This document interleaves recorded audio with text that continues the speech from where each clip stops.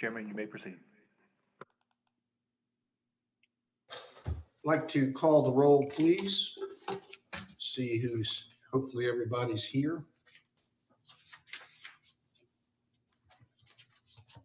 Barry Covington. You need to unmute yourself, Barry.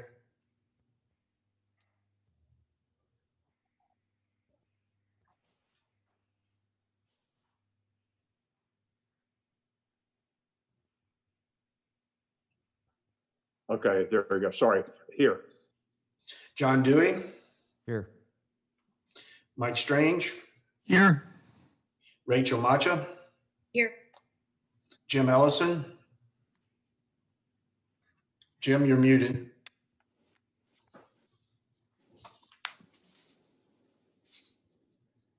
Jim.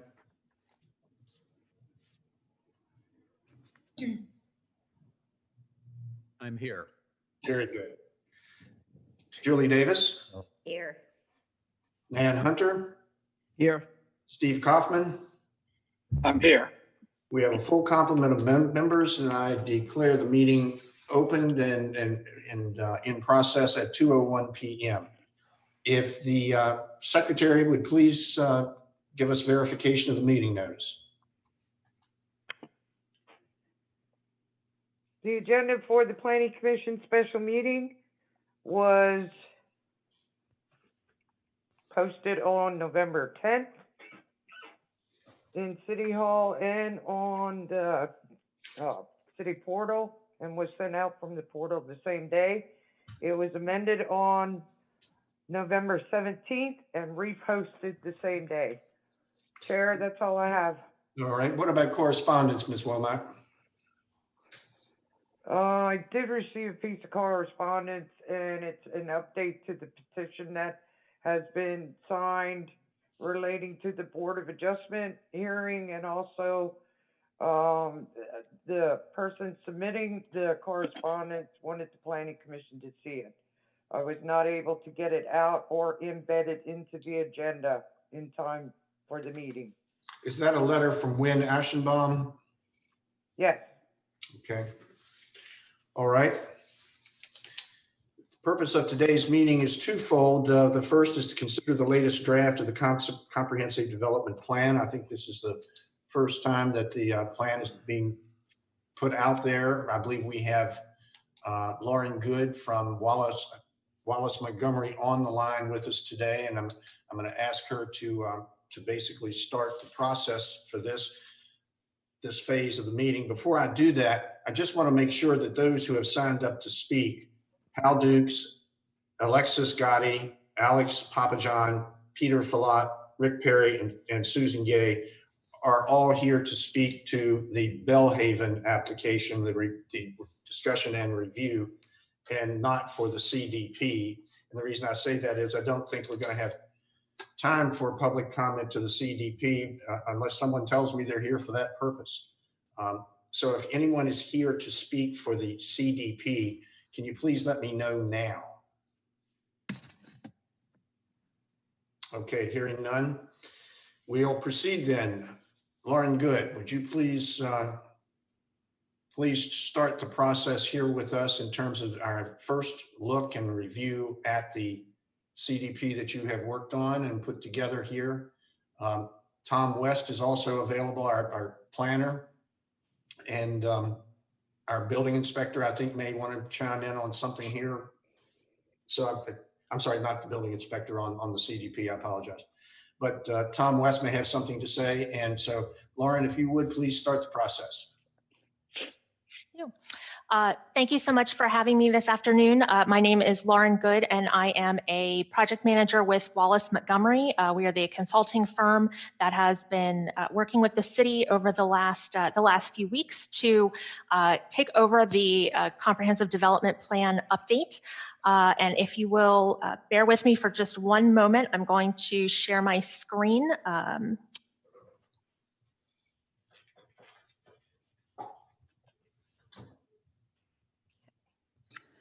Are you able to see the presentation?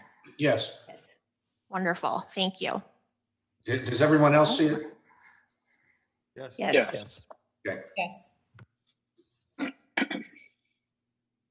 Okay, as you mentioned, this is a review of the draft plan number 1, which was a draft that was circulated to the Planning Commission, who subsequently reviewed that draft and provided us with comments on that draft. Information has been shared with the city and has been included in the on the website, including the draft itself, the comments received from the Planning Commission, a memo document, and then a PDF version of this presentation.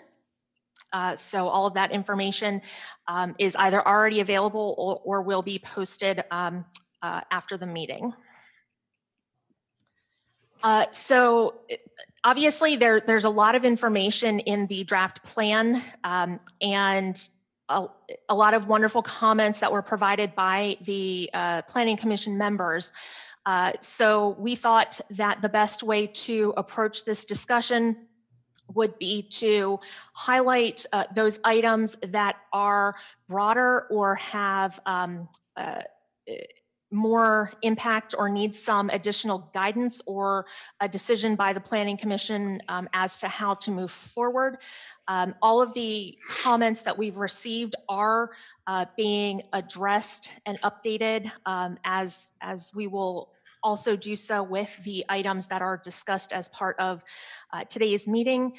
Those will be revised for our second draft, which we will be working on to finalize over the next few days and submitting back to the city before the Thanksgiving holiday. So with that, this is just a high-level overview of the agenda and highlighting the areas that we wanted to discuss. First, starting with some comments about some suggested document reorganization. And then moving into some of the visions and city positions. So the items on the left hand are tied to the visions that are part of the existing 2010 CDP.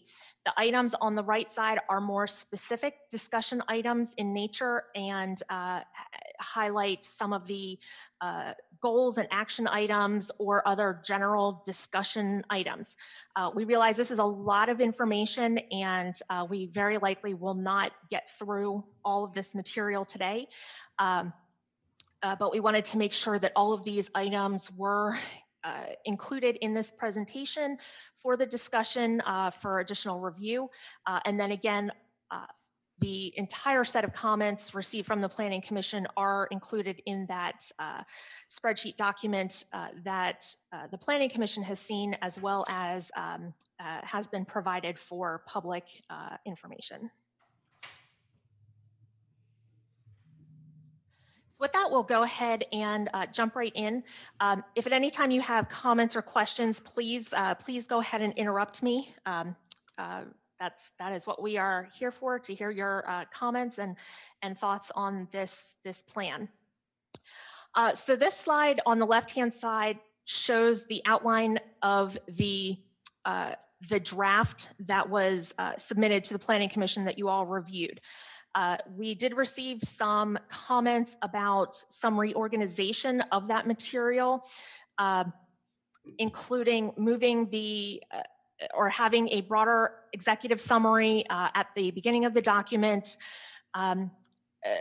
splitting up some of the introduction, executive summary, and community profile information, combining some of the shorter chapters, and then renaming some of the chapters to be more in line with how you all see the document being used. So before we get too far into it, we just wanted to confirm that the proposed outline is acceptable, and if so, that is how we will structure the revisions that you will see in the next draft. Julie. So here, the major pieces are, again, moving that executive summary piece, splitting it from the latter implementation section. For the community profile chapter, including the history component that's currently in chapter 6 and incorporating more information on community character in that chapter, either that or moving the community profile to an appendix. So currently that's where we have the more of the statistical population information. Lauren, I believe Julie Davis has raised her hand. Oh, And I yes. just have a quick question. I don't see in either the current outline or the proposed outline any mention of where the vision piece of this that we have discussed among ourselves and that have been discussed previously, visions, priority, goals, and so forth. Where does that factor into this outline?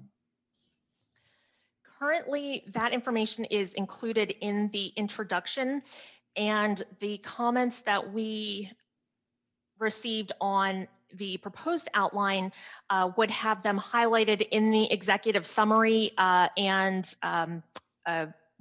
reiterated in the introduction. So that executive summary could be a brief standalone document just highlighting the different elements of the plan itself. Well, I just wanted to make it clear that I think most of us think that's a critical part of this and also a starting point, really, for all of the specific issues we're going to address. And I would note that the 2010 CDP had a separate chapter on visions and goals and priorities, et cetera. So I'm just putting it on the table. Thank you. Mike, I have my hand up as well. Go ahead, Steve. Yeah, first to answer your question, Lauren, I think the proposed new outline is significantly better. I don't know if we're all quite there. I would certainly hope you would put the community profile in an appendix and not in the main body. And I agree with Julie that maybe there should be maybe either in the introduction or as a separate chapter, the vision section. But I mean, what you've done here, I think, is much better. And I also like the implementation at the end. And I think there should be a specific set of action items in the implementation for the Board of Commissioners to take action within the first 18 months. But I think this is much better. Thank you. Rachel? Would it make sense to add the vision in as part of the executive summary? And just say executive summary and vision? I mean, I agree with Julie and with Steve. That's a pretty important piece to kind of set the stage and the tone for the document. So it feels like it should be really upfront. Sure, we can definitely rename that and incorporate that more fully into that section.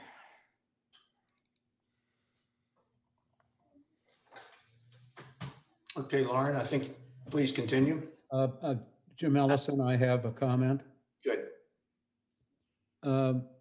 Lauren, one of the things that disturbed me a little in the initial version is that the whole notion of community character was missing completely. And I see you have incorporate more on community character here under community profile. Somewhere, I believe in your slideshow, you also have something about neighborhoods and quality of life, or neighborhood character, if you will.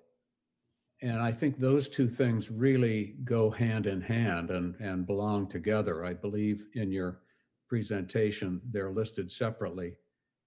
I just feel like they're of a single piece, talking about, you know, the whole nature of and personality of where we live and where our businesses are. So that's just a suggestion.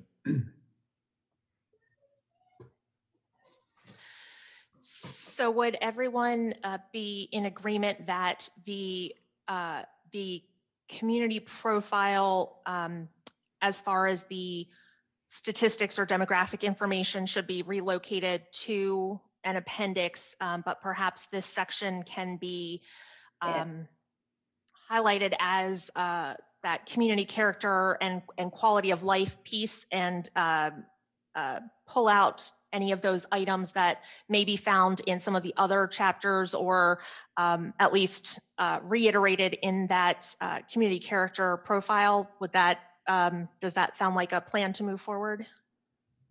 Yes, to me. Yeah. Works for me. Let's do it this way. Does anybody object to that? Hearing none, the answer is yes, Lauren. Great. All right. Okay. So as mentioned, these pieces highlight the visions for the different elements that are contained in the plan. These visions were definitely embodied in the 2010 plan, and then also incorporated in the draft that was before you. So this part of the discussion, we wanted to make sure that the visions as they are displayed, and so that top line under the green header would be the vision itself, that I'm sorry, that the vision itself, and then on the left side of the screen is the longer vision statement related to that vision, and these were just copied verbatim from the draft. So the first item is the vision for water resources. Here, focusing on the careful use and preservation of the ocean, beach, canal, lakes, and adjacent waterways, which is at the heart of the city's social and economic vitality.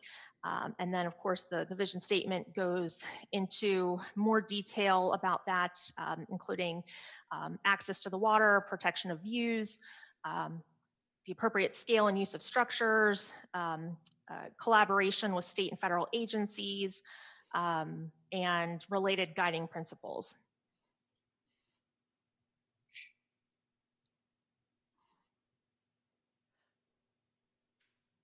Lauren, are you looking for comment on that?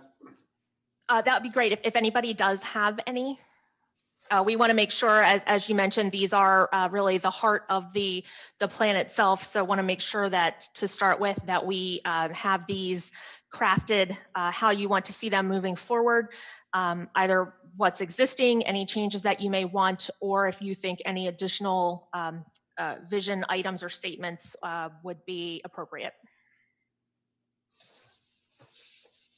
This is just a thought, but I wonder if this is a good point to address, or at least mention, sea level rise and what's, what may happen in terms of how the preservation and the use of the ocean, beach, et cetera, can take place. I'm just wondering if that could find its way into the vision statement.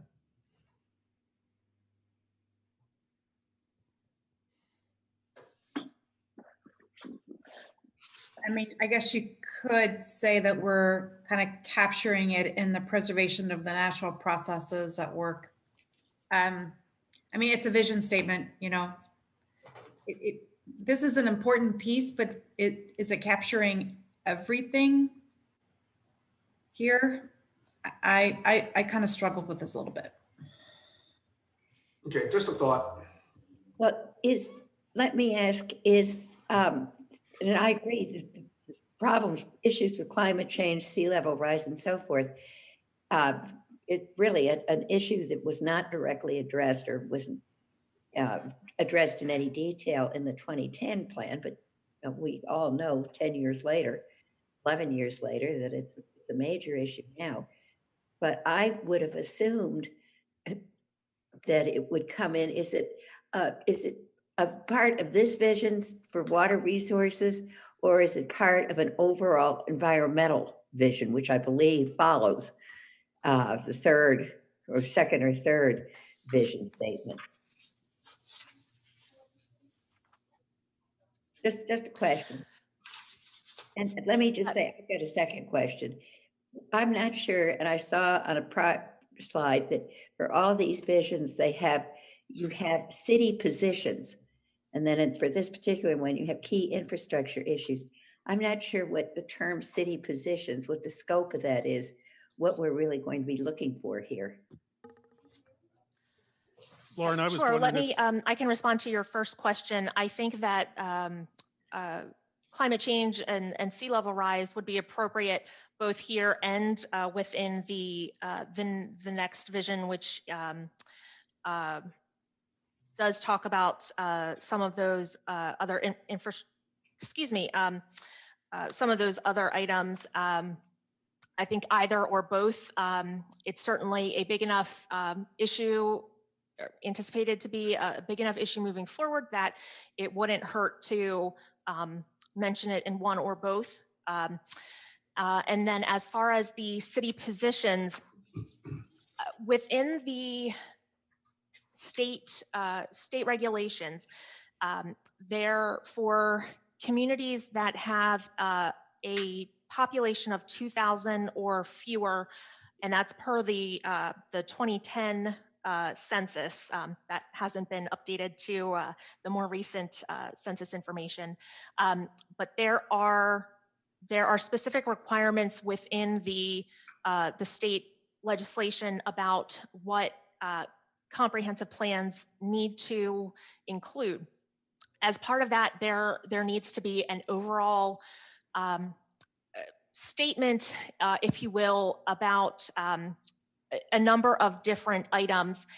And the Office of State Planning Coordination, which is the state planning agency, they have provided guidance material that notes that these are known more as city positions. So they note that any comprehensive plans have to provide an official position on those various items moving forward.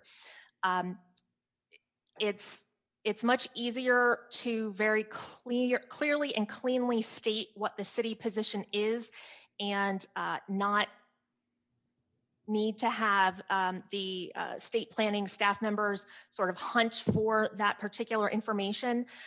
These positions are items that are directly related to the plan certification. So if these items are not included, that could down the line generate some comments regarding the draft, and a note that one of the positions would have to be more clearly articulated in order to meet those certification requirements.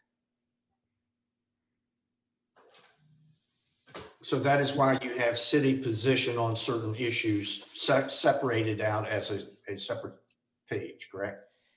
Correct. And after the next slide showcases the various comments that were provided on this one particular position, and then related to the following vision statements. We've also done that similarly with the other positions that both the state legislation and the Office of State Planning Coordination have outlined.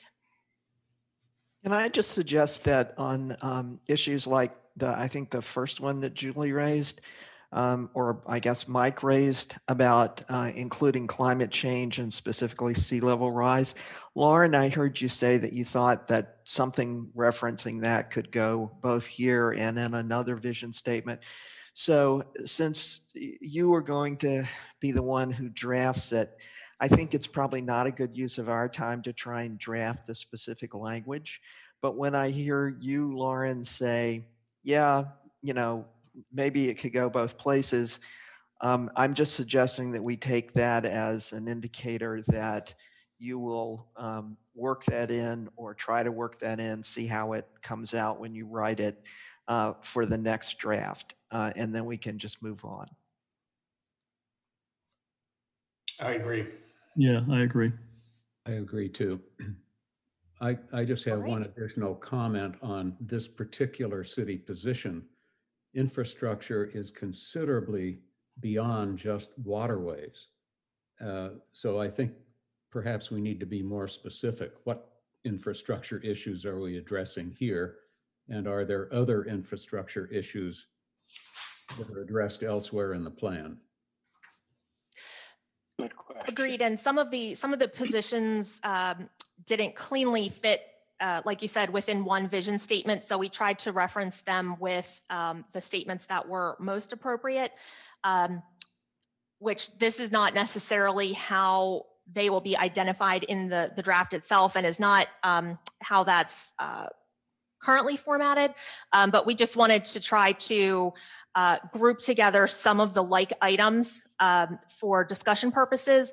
The next slide does outline the infrastructure issues that the state recommends be referenced when developing that position. Okay. So let's look at that.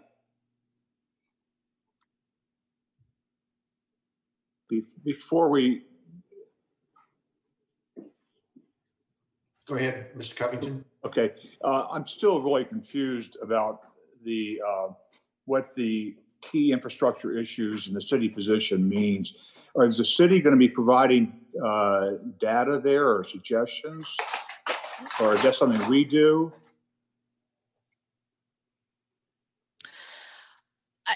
I think it might be a little clearer if I just move on to that. And if there are any other comments on the vision statement itself, we can revisit that. But the guidance material from state planning notes that the comprehensive plan should clearly articulate a position on key infrastructure issues.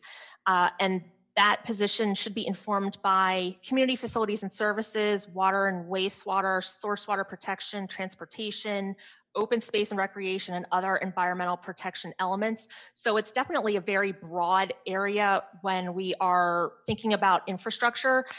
So this definitely does fall into that category where it could go under, it's related to more than one of the vision items, the vision statements, but just for sake of finding a place to include it for this discussion, we just inserted it here.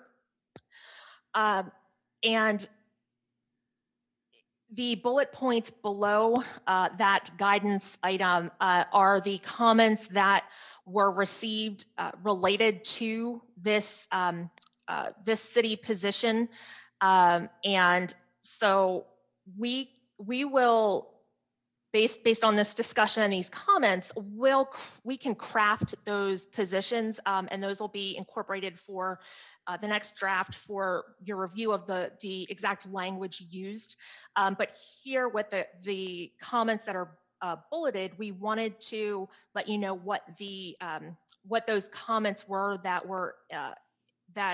we had already received, just to see where commission members were headed with their thoughts on this position and the infrastructure issues, and then wanting to see if there was agreement on what components in particular should be addressed within those positions, or if there are certain items that there was conflicting comments, if you will. So we'll take care of crafting the language, but really wanted to make sure that we're encompassing the various items that you want to see incorporated. And then this is sort of goes hand in hand with some of those vision and goal statements to provide an official city position on these. I believe there are, I can't remember off the top of my head, six or eight position items. So how the city intends to sort of address any of these items as they move forward. Lauren, Does that make sense or provide any clarity? Lauren, Yes, thank you. I was wondering if you could clarify where the visions would be relative to the position in the final document. Because in the chapter, when we look at the chapters, each chapter, and we were talking about infrastructure, has goals and actions at the end and vision statement, I believe, in the introduction. So the positions, where would they, how do they fall into that mix in the final document? We have in other in similar work that we've done, we have highlighted all of the position items in one place. So perhaps with the revised outline, that would also be appropriate in the executive summary section. But then when we get into the more topical chapters where the goals and action items are discussed, we would also recommend reiterating those in those chapters, so toward the end of the chapters. And these positions would more clearly align with the topical elements in the comp plan. So, for example, housing or population growth, or let's see, what are some of the other ones? Community character. So they do fit a little bit more cleanly than within particular vision items. So is it your thought to put the city positions in one folder, basically, or to continue to sprinkle them throughout the document? It's just a question. I don't have an answer. I think we would recommend including all of the positions in one location, perhaps the executive summary, but then also reiterating those positions in the subsequent chapters related to the particular topic. So each statement would show up twice, once in that upfront executive summary, and then again prior to the goals items that are in the subsequent chapter, the topic chapters. Well, that would make it easier for the Office of Planning, state planning, wouldn't it? Yes, we've done a similar, we've done it similarly on another recent plan, and they were very supportive of that. Often they commented that often they're left to search for what those positions are, which, as I mentioned before, can lead to some certification related comments. So as much as we're able to very clearly state them and put them in front of state planning, the better. A concise, consolidated statement like that, I think, is a very good idea. And then you would emphasize the individual ones in each subsection. Again, that's kind of what you do when you write an answer to a law review or a law question for the bar. So I think it works here too. Great.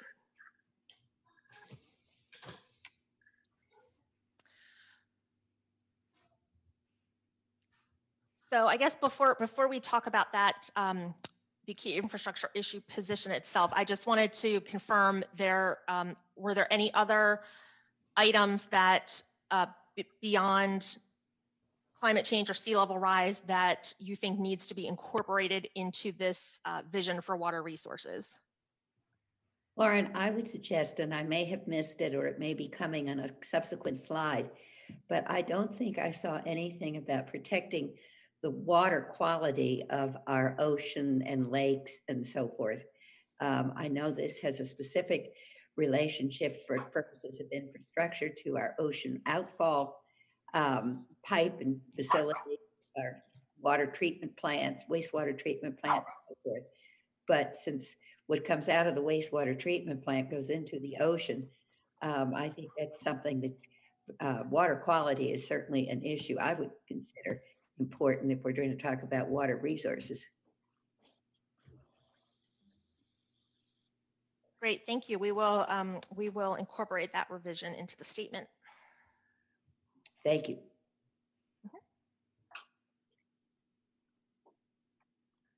Anything else on this vision or vision statement?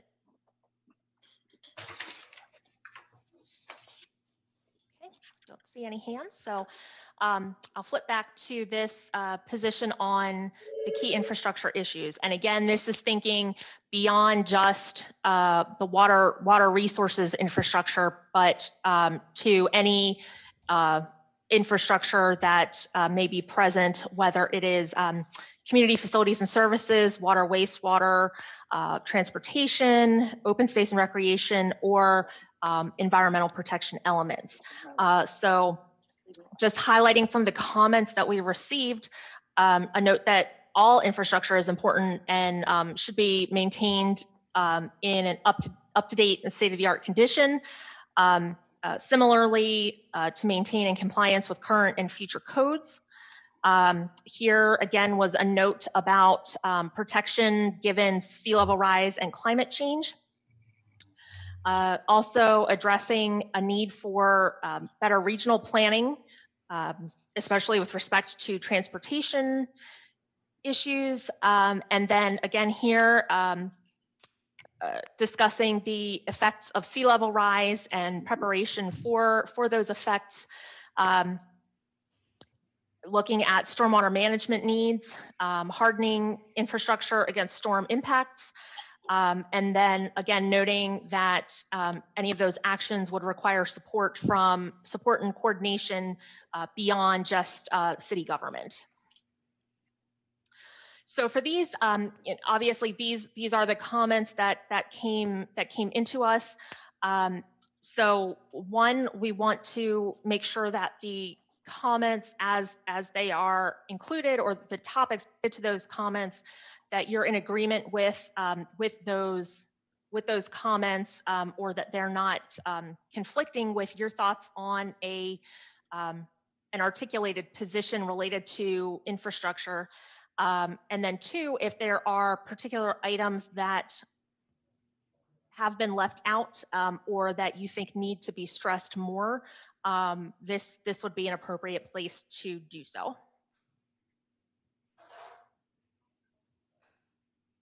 Lauren, just one quick comment, and that is that when you talk about transportation, regional might encompass state, but I think you should say here state planning, because it's DelDOT, not any of our other agencies that deal with transportation, which is a problem. It's not Sussex County, it's the state. So I would just include the term state when you're talking about transportation. And just one point on that note, although it's still at least in part, a DelDOT-driven effort. I was coincidentally on a call earlier today where it was noted that in the coming year or two, DelDOT, in concert with Sussex County, would potentially be looking at developing a long-range transportation plan. So in that respect, it would be not only the state, but also potentially the county, as well as the neighboring municipalities. Obviously, roads don't stop right at city boundaries. So I think that definitely it is more of a state item, but I don't know that we want to wholly exempt the other levels of government from that item.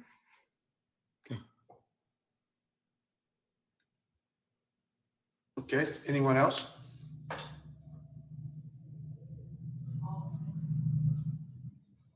All right, Lauren. Great. Okay. So this is again going back to a vision and vision statement regarding city character and community services. So that that initial vision is that the city is a year-round full-service community with seasonal tourism as its major industry, maintains significant city infrastructure to serve all community interests, from natural environment to residences, businesses, tourists, and its regional function. And then, of course, the statement gets into a little bit more detail related to that, focusing on some of those items, talking about a blend of the residence and resort aspect, as well as accommodating both car, bus, and truck transportation, but also making sure that there is the pedestrian, cyclist, and other non-automotive transportation access is highlighted. Again, looking into different community service elements, from open space to libraries, senior facilities, places of worship, communication items, and noting that the city is not the only entity that is responsible for providing these different services, but also looking to some of the other agencies, both again, county, state, regional agencies, as well as independent organizations that would provide those tools. So on this, are there any comments or questions about the particular vision or statement that you would like to see us modify? And then we'll get into the related city positions in a moment. Well, I will say that, you know, the vision statement really is about community services, and it's not about community character. And once again, as I said before, I think community and neighborhood character, personality, you know, those are very critical issues. And I just don't want them to get sidetracked because this vision statement is mostly about services. Hi, I agree with what Jim just said. I have a specific question though, is I really don't understand the final sentence. I'm not sure what members refer to, built the organizations and tools for self-determination. I'm not sure what self-determination really means in that context. Could you explain that a little bit? Sure. Give me just 1 second. I am flipping to double check something in the existing plan. Part of that language actually is incorporated in the 2010 plan, so I cannot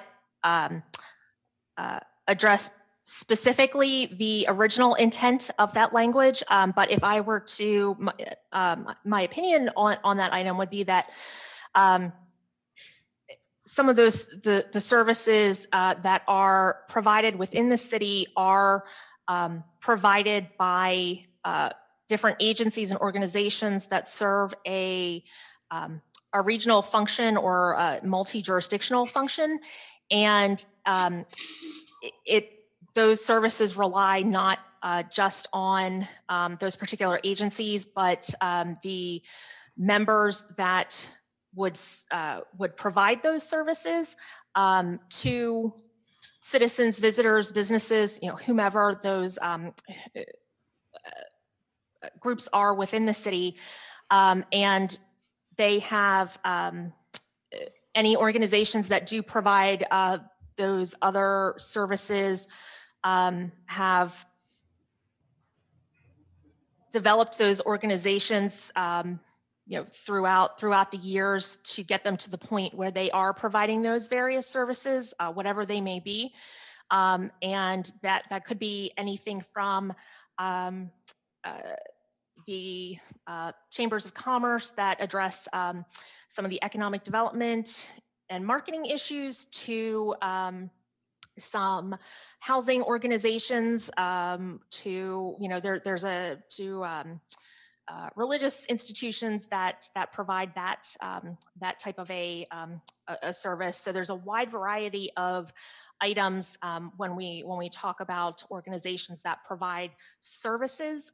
So it's not maybe not just a traditional definition of service, but looking at that in a more holistic nature.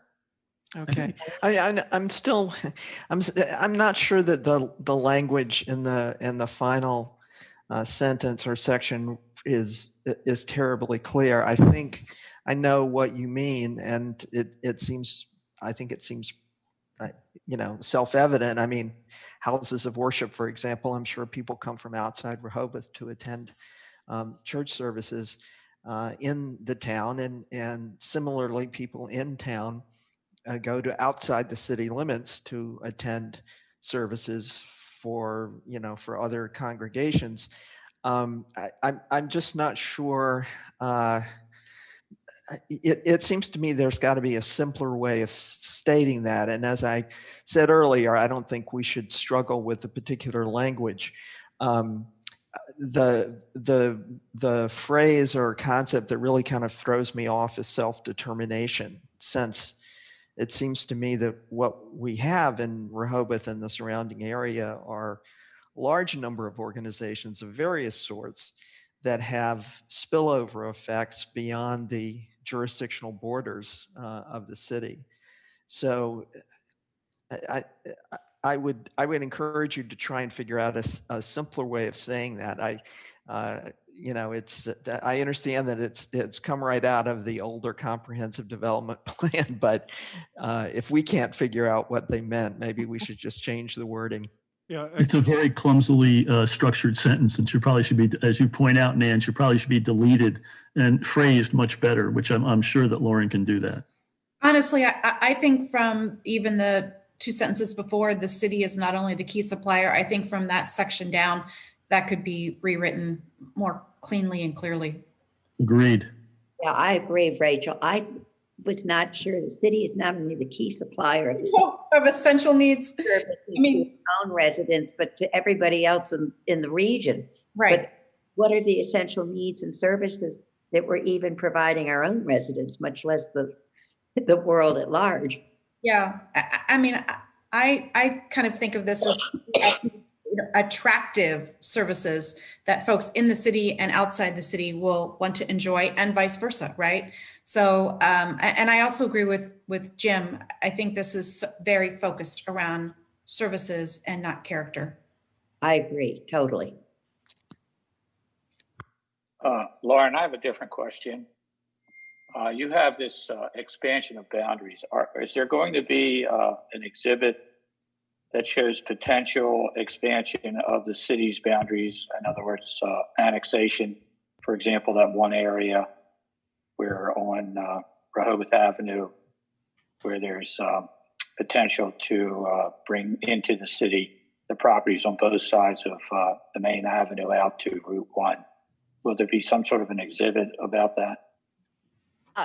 Yes, we a few slides from now, we do incorporate comments more generally about the thoughts on expansion of boundaries or annexation, just general thoughts on that. And then toward the end of the presentation, in the more specific topic elements, we do have some of the comments that were more specifically related to particular annexation suggestions, if you will, as well as the maps that were provided in both the existing 2010 plan as well as the one that was in the draft that that you all reviewed. There's been a now, couple. I'm sorry. Concerning annexation, even if you show that, you usually can't annex adjacent property unless the property owners are in agreement with that. So is there some sort of process that would be indicated? Because I'm not sure people would want to come into the city with the extra burden of taxes and so on. But so that's my question. Sure, and the fact that properties are shown on a potential annexation map does not necessarily mean that they have to. Those are areas where the city would consider requests for annexation into the city. So as you mentioned, those are typically they come from either the property owner or a developer that's looking to do something on those properties. There are the city's annexation process is I believe more clearly outlined elsewhere. It's a more regulatory type element, and then the state has certain guidelines that have to be adhered to. But when looking at the areas for potential annexation, those are areas where you don't want to, for example, create a donut hole where properties around a certain parcel are part of the city, but that one in the middle is not. You don't want to sort of leapfrog properties. You want to make sure that the properties that are being incorporated when it gets to that point to actually be annexed, that there's a plan of services, and that's something that gets reviewed by the state planning and plus agencies to make sure that there's appropriate service provision to those areas, either at the time of annexation or that there's a plan for those to be developed. So all of those items are more specifically outlined in other areas. So just a suggestion, if you are going to have such an exhibit which shows potential annexation, you might drop a footnote on it indicating that there are other processes that are necessary to do that, and that usually they're initiated by the property owner, not by the jurisdiction. Just something just makes it clear. Thank you. Sure, and I believe that the language in the land use chapter does describe that a little bit more. Again, we don't reiterate the actual process. We don't copy and paste that process, if you will, but we do highlight those various items in the land use chapter, which addresses obviously land use and annexation issues. Thank you. I had one comment on the commission member's statement about the vision lacking community character, ideas or concepts, I guess. And I noticed a couple slides from now, there's the position of the city on community character with lots of good information and descriptions that might make sense when we look at that to at least, or remember this part of this vision statement, that we can draw inspiration from that section when we get to it. Lauren, I just have one additional comment on the annexation discussion. As if I remember correctly, annexation is discussed and these procedures are discussed in the 2010 plan. That said, and I think there was at least one exhibit that showed the potential areas of annexation. And in the last 12 years, because I think the 2010 plan was drafted probably in 2009, there's not been a rush to the doorstep of the city for all of these folks to come into the city. I agree with Steve. And my suggestion would be there's an awful lot of text in the land use section about annexation, the procedures, the state requirements, all of this. If you're going to put it in there at all, I would put it in an appendix. Mm-hmm. I really don't think annexation ought to be a focal point of discussion in any of our chapters as such, other than to, if the state requires a discussion, that's one thing, but certainly not at the length and breadth that it was included in this first draft. As I say, I personally would put all of the state requirements and the legal issues and processes in in an appendix rather than in a chapter itself. I agree with Julie on that. I think it's a good suggestion. Does it also make sense to, and maybe we'll get to this because it was a question I had for discussion with this group when we did this review as it relates to the annexation, because honestly, as long as I've been on the planning commission, it has not been something we've talked about. I've never even heard people honestly talk about it. But is that something we should just state and just say, since the last CDP, we have not had any activity or interest in looking at annexation? I don't know if that's a blanket statement. It's true, but it feels like we should have a position on this if there's so much kind of focus around it. It's been true for the last 10 years. There's never been any interest in the last 10 years that I've served on the planning commission. Yeah, I think we should say that, and just as an update, right? As we update the CDP, there has been no interest or discussion from city leaders or others to annex land. Lauren, is that addressed in the slide, that city position on expansion of boundaries?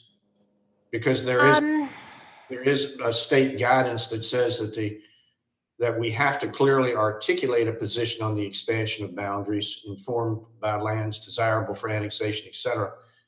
And maybe the answer to that is just what Mike Strange and Rachel articulated, that is, there isn't any interest.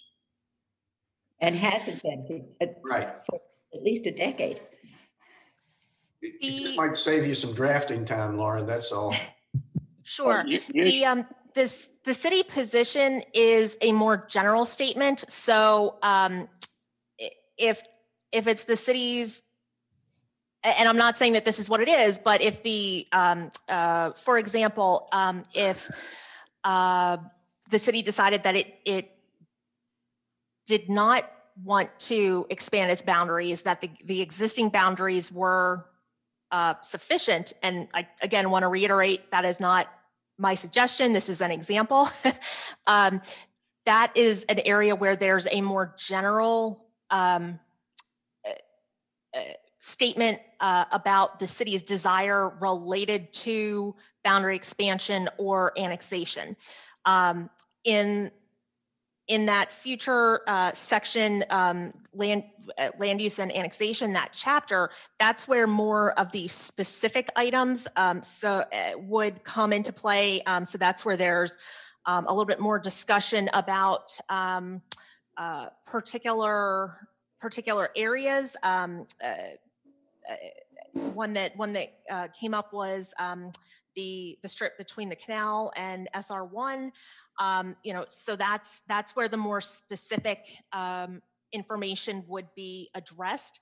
Again, we are going to highlight all of the city positions at the front of the document and sort of set the stage moving forward. But then when we get into that particular chapter later on in the document, we will again reiterate that position to make it clear. So they'll be hand in hand with however it's decided to move forward. And then also that would reference that potential annexation map, highlighting those areas where you would like to, how to phrase this, where you would entertain applications for annexation. So it's sort of here we're looking at more of a, I guess more general language, and then the specific proposals, if you will, occur later on.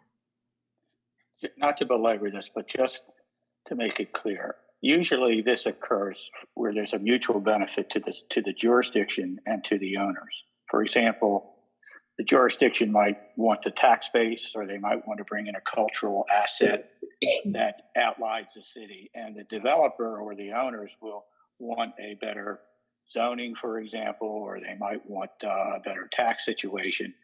So, the reason we probably haven't had it is there hasn't been a mutual benefit seen by both the city and by private owners. That doesn't mean it's not a valuable thing to do under the right circumstances, especially on that corridor on Route 1.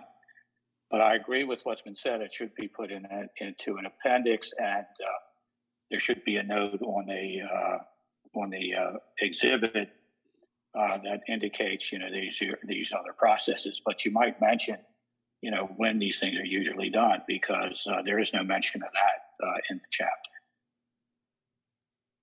Thanks for giving me the time. Time to move on. Yeah. All right, Lauren. Right.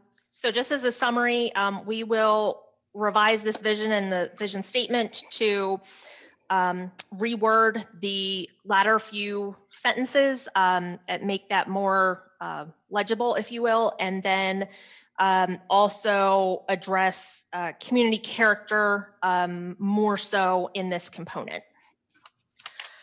Okay. So there are a number of related positions that are come out of that. The first is a general position on population growth. So here, guidance is just really that we need to articulate a position on population growth. So there isn't a whole lot more additional guidance as far as that goes. But the comments that we received, everything from growth of the population is going to happen. The population has been relatively stable over the last several decades, and no need for growth just for the sake of growth. It's currently not an issue within city boundaries, but perhaps the city should be applying some kind of pressure to the county to limit population growth and relating that to infrastructure limitations.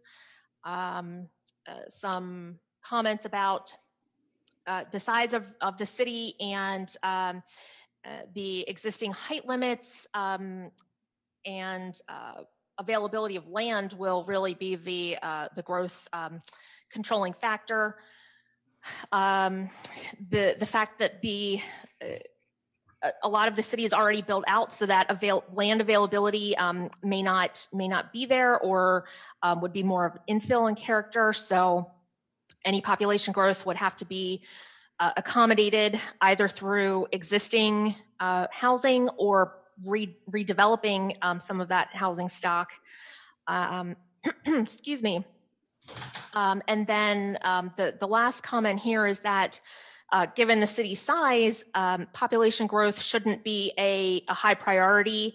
Again, referencing the fact that it's been relatively stable over the last several decades.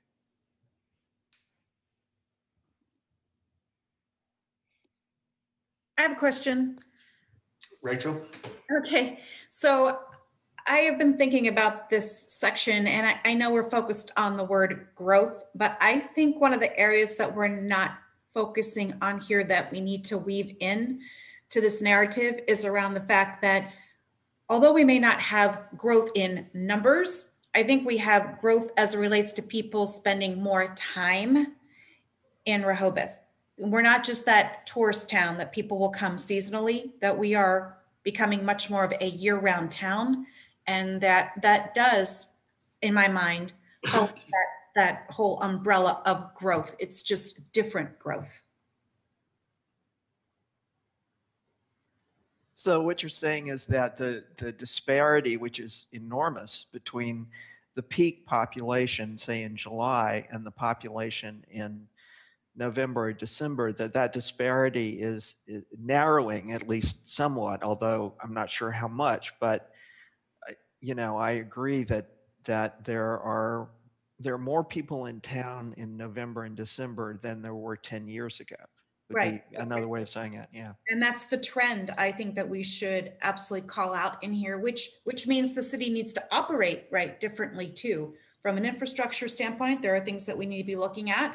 From an expense standpoint, from a safety standpoint, I mean, there are things that we need to be providing as a city to accommodate people's decision to spend more time in Rehoboth, or perhaps even buying a home to be year-round residents. Yeah, I think there's also a distinction to be made as to the difference between population growth in the city on a year-round basis, where the growth in population is in city residents of the city or second homeowners, and the population growth that's a function of all the increased development outside the city, particularly west of Route 1. I don't think we've ever seen a study that really nailed that down, but I think most of us would agree that an awful lot of what we see as year-round activities that have been generated and supported by additional people in town is a function of all of the additional growth in population outside the city. I agree. And that was actually a second comment that I made. And I made some comments around this in the document when we were reviewing it. But I think we need to be addressing the growth in Sussex County. And I also think we, as the city, need to have more of a voice and have relationships with Sussex County, because we all know that Sussex County is growing around us and making decisions, it seems, without any input from the city. And the trains left the station. I mean, we're not going to be able to roll that back, but it does impact our city, to your point, Julie. And people do consider Rehoboth their city to come to, for services, for church, for restaurants. And that does play into the population growth. It may not be within the city, but we have a lot of growth around us that is using and coming into our city services and the community itself. Well, this is precisely why the third bullet is one that I submitted, talking about the role of the city really is to apply pressure beyond our boundaries to Sussex County, et cetera, to try to not necessarily even limit growth, but to tie it to infrastructure availabilities, perhaps, and especially the road systems. And this also then spreads into the issue of workforce housing, and some of these other concerns that I think we address elsewhere in the document, but it isn't just strictly population growth. All of this sort of emphasizes the need for more of a working relationship with Sussex County, some sort of partnership, not just on transportation, but for example on parking, getting people in and out of the city safely. All of it brings a lot more pressure on the city itself to provide services for these people who don't necessarily live in the city, but who might work in the city or might come into the city. And that's the reason that we need more of an interaction between the city itself and Sussex County and the leadership in Sussex County to see if we can work on these things together. And I think I put a number of statements in there about trying to do that to promote more coordination between the two, and also including the state. Yeah, because I agree.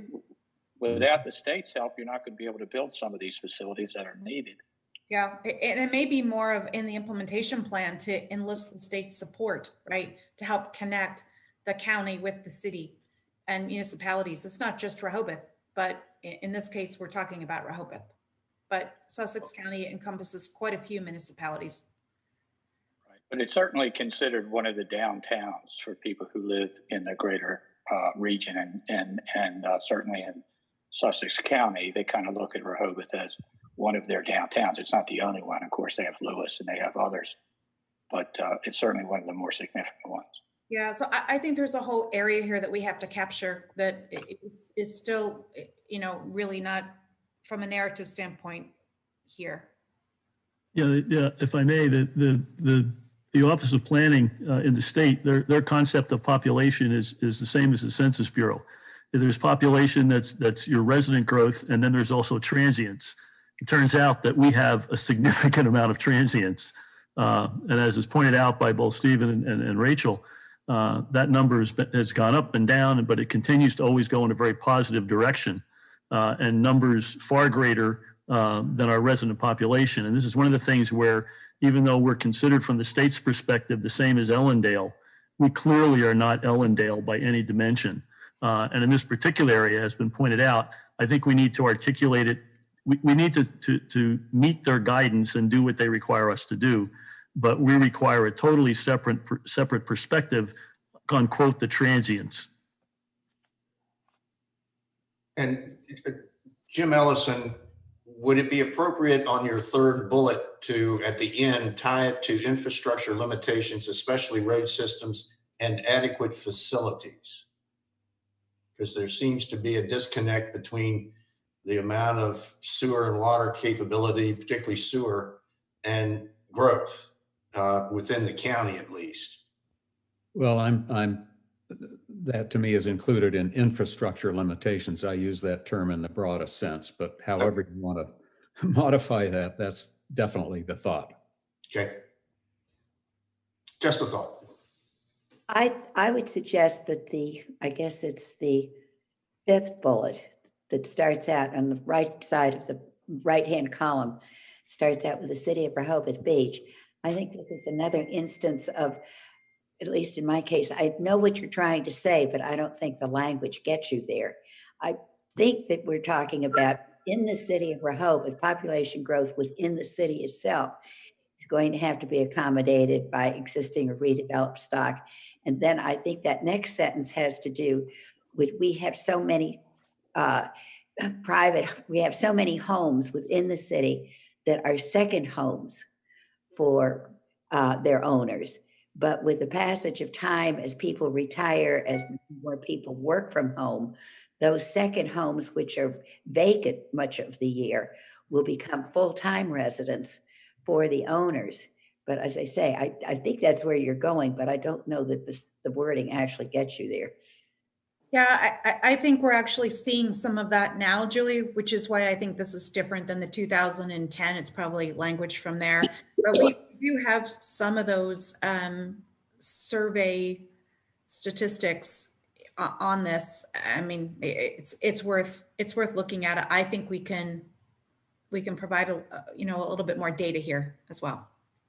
I think the last bullet, the last statement, based on the conversations, requires some clarification, because if I read it, my takeaway is there's not much change in population and it's generally static. I think that we either qualify it with there's not much change in full-time resident population that's been static, but there's been changes in the amount of visitors, or the amount who are, that gap between July and January, people who are here full-time, which is growing relative to past years, and the amount that's growing in July too. So the last statement, I think, just based on everything I've heard, requires a little bit more clarification to help set the position. And I'd suggest we look at more data. I think we would see a higher percentage of people living full-time in Rehoboth than we did in the 2010 CDP. Over a decade, more people are in Rehoboth full-time. People are, and if you just look at, overall market statistics, people are retiring sooner. People have, moved to Rehoboth because they want to leave bigger cities, and this is going to be their full-time home. It's more attractive to live in Delaware from a tax perspective. I mean, there are lots of different data points that we should look at, but I would venture that we are seeing more people in Rehoboth now living there full time than we did 10 years ago, and that will be a continued trend. And if I could just clarify, these bullet items are comments that were received from the Planning Commission. So this is not our final proposed language for the statements. So this is just a sampling of the comments that you all provided. So we'll, with our revision, we will be pulling out the appropriate language and making these a more consistent statement related to the position. So definitely comments on the individual items are great, but they will likely not be a verbatim incorporation into whatever that final position is. Thank you for stating that, Lauren. I sort of thought that was what had happened here, particularly when you move forward and look at some of the other pages, that this really is a compilation of planning commissioner comments. So thank you. All right. Let's see. Right, moving on. This is related to community character.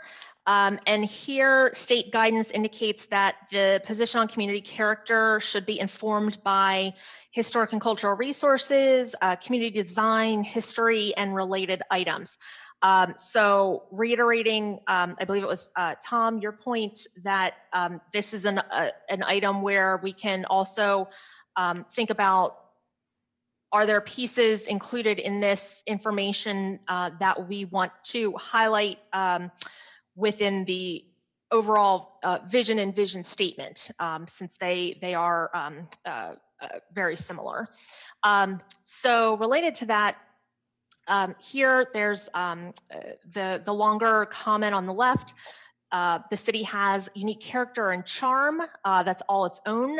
It talks about briefly about the city's history, and that while the city has grown, it also works to protect elements that help to set it apart from other beach resorts on the East Coast, offering a blend of older and newer uses and buildings, traditional building styles and architectural features, as well as some more modern as well.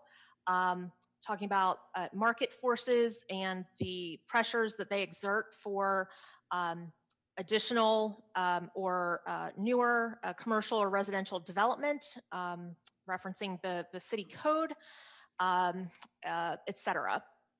That transitions into I really like the sentence, maintaining the bucolic atmosphere of the lovely beach town. That's very cleanly and stated. Moving into a desire to maintain the vibrant, relevant downtown, and then some items that that play into that. Not only looking at character from more of the built or environmental nature, but promoting community inclusion and what that means, and how that may be affected positively or negatively. Here are some comments about some of the responses from the survey and what the respondents wanted to see. A blend of a very high number, 92% wanting to maintain that small town atmosphere, a desire of some family recreational opportunities, honoring the city and the community's history, encouraging environmental practices and planning. And then again, a simple note that community character is really essential for the city's success in all areas.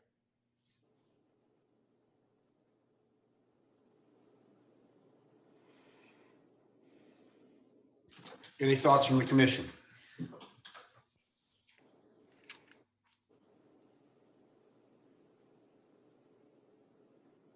All right, Lauren. Okay. I actually was going to go back to Jim. Jim, does this hit the mark of what you were hoping from a character standpoint?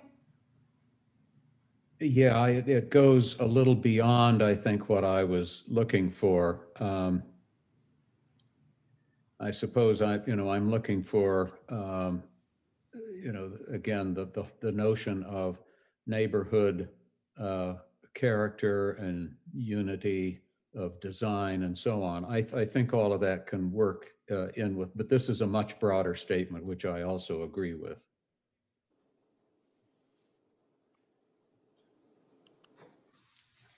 All right, Lauren. Right. Now, I have one question. The statement on the right, the first bullet point, toward the end of it says that the city code will be continuously monitored to ensure that our code will support appropriate development and redevelopment. And this, then it says, while incentivizing the inclusion and use of architectural styles and features that are consistent with the city's status as a premier seaside destination and so forth. I'm not quite sure what is meant by what would actually be done to incentivize the inclusion and use of architectural styles and features. There was a architectural design manual that was put together by, I think, some folks on this in this meeting, at least one, back in 2007, 2008, which, while it was approved by the commissioners, has never been formally adopted. Understand that I think it would be terrific to incentivize inclusion and use of architectural styles and features, as mentioned. But if you're going to put a statement like that into, a city position, I think you have to have something in mind for purposes of implementation. I agree with you, Julian, and I certainly think that it should be a goal if it's not a practice at this point. But that, I think, to incentivize people to, in terms of architectural design and whatnot is important. So I don't know, Lauren, if you can sort of separate that sentence out to be with where it should be incentivized. That should be a goal. I think. Can I just ask a question, information? Julie, you mentioned, and I think Jim is the individual who was involved with the architectural design standards. Would it be appropriate to endorse the adoption of those standards? They were approved but not adopted. Were they rejected? I don't know what the current status is. So that's just an inquiry. Yeah, they were approved for listing on the city's website. What was rejected was the notion of a formal design review process. I see. Which is basically what it would take to actually accomplish it, to implement the manual. Well, it's there as a tool to be used by owners, architects, developers, and so forth. It's so hard to find on the website that I'm not sure how extensively it's used, but certainly it represents, I think, a very full palette of opportunities to do the right thing when designing any kind of a structure. And that's about it. I don't know. I'm sorry, go ahead. Just to finish this off, I think any attempt to formalize that any further would bring the wrath of the property rights individuals, and we have a significant, number of those here in the city. Well, I guess what I would suggest, because I hesitate to have unless we're all agreed that they should be adopted, but that seems to me to take us down the path of actually reviewing those and do we agree with them, blah, blah, blah. But something maybe short of that, because I do wonder whether people are even aware of them. And so some further attention or their usefulness as guidelines. I don't have language in mind because I hadn't thought of it before now, but it seems unfortunate to me that much effort went into the development and they were approved as positive things. And yet I understand that they're not being enforced, but I wonder if they're even very useful as guidelines. And so, I would just question whether there's a simpler, less mandatory or non-mandatory procedure that would produce greater attention to all the work that was done in producing the guidelines of the standards. Why can't we just? Sorry, go ahead. Well, I was going to make a suggestion. Maybe it would help. A number of comprehensive plans have a separate section that has architectural design guidelines that are best practices type things. This plan could have such a section, and what would be required is not that they're statutorily required, but that when the Planning Commission reviews, for example, a project plan, that they look at whether the project plan meets or addresses the types of design guidelines in the comprehensive development plan. A number of master plans do it that way. It's not statutorily required, but it does indicate that viewers would look to that to see if those are being followed by the applicant or being promoted by the applicant. So you might do that here. I don't understand when you say they were approved, how were they approved? Were they approved by the city commissioners, or how did that get approved? City commissioners. But again, the approval is restricted to the city sort of endorsing the ideas that are in the guidelines. It was a very loose kind of an endorsement, I guess I would call it.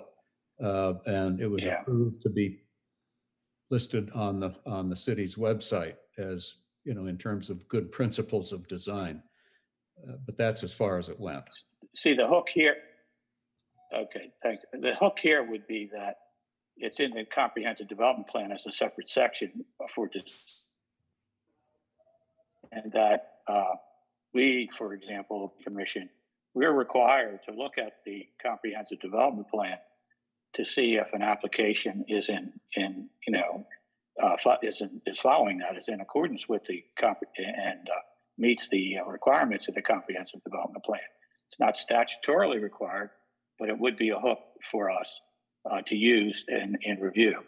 I don't know if this is something the commissioners would be willing to accept in the new comprehensive development plan or not, but it is a step further towards seeing that these things are being encouraged and used. Point of information, Jim, does the guidelines that were approved, do they apply only to commercial construction? Or? No, there's a whole section on residential and a separate one on commercial. Because our site plan review process already statutorily talks about architectural massing, scale, character, neighborhood, et cetera, in the site plan review process. And a lot of that language does come out of the guidelines. But we don't have anything comparable for residential construction, do we? Well, other than the plan that you've talked about, but it's not a part of a site plan review process because we don't have those for houses that I know of. I'm not so sure that's the case, Mike. If we had a residential proposal that was over, and I can't remember the square footage, but the entire development was in excess of, I think it's 20,000 square feet, something like that, there would be a site plan for that residential development, in which case that language would pertain to that development as well as to any commercial development. Okay, That's in the code. That's in the code now. Yeah. Anything over 20,000 feet. Well, that's my point. And if you had a residential development that met that square footage amount, then you would have a site plan requirement, even though it is residential and not commercial. And then you'd be subject to the consideration of the architectural massing scale and so forth. So right now, there's no residential residence or house can be larger, I think, than 4,500 square feet. Right. Right. Would it be possible, and we don't, certainly this isn't something we have to decide this afternoon, but one way to possibly deal with this, if we wanted to, would be to put the architectural manual that as an appendix to the CDP, not with regard to, that the development has to follow or has to meet these design requirements, but just, recommend a consideration be given to them when the city or the planning commission or board of adjustments are considering a proposed development. And rather than trying to find them on the city website, it could be an appendix from just a recommendation reference point to the new document.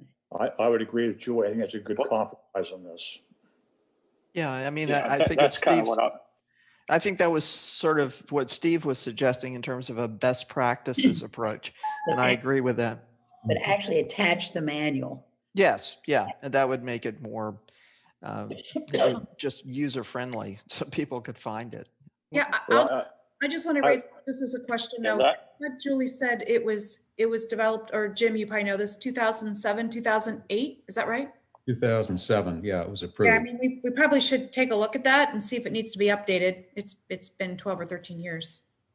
If I could maybe give an opposing point of view, and Glenn, I know exactly what you're going to say, so go ahead. Here, I've definitely seen it both ways, both incorporating design guidelines within a comprehensive plan and then providing a stronger reference to the guidelines. As you mentioned, the guidelines as they are older, not being intimately familiar with them, you know, what's their standards, and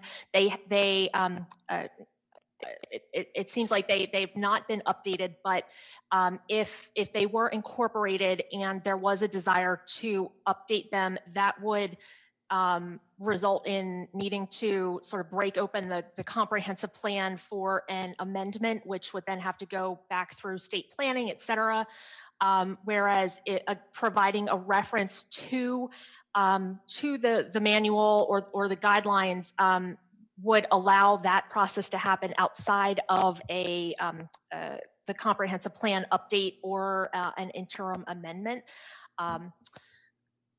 Yeah, Lauren, just a different thought. Lauren, the other thing to keep in mind too, and I agree, and I agree, you could have an issue where you'd have to go do a comp plan amendment. The other issue is that, remember, the comp plan has the force of law, including the text. So however they get incorporated, if they were to be appended as, you know, in some way, you need to make clear within the plan that, you know, this is not a new set of zoning or building regulations that the city's going to adopt and you know, and eventually have the force of law, because that could create all kinds of difficulties as well. So the language would have to be really carefully drafted. I agree with that, Glenn, and I was not saying they would be in attached to the plan or appended to the plan as mandatory in any sense of the word. It would be more informational. And, you know, to the extent that we're going to talk about architectural charm, small town, whatever, it just seems that this manual, because I've read it, and I think I personally like the guidelines. I think they are really quite good, and I wish that more people knew about them and paid attention to them. As Lauren suggested,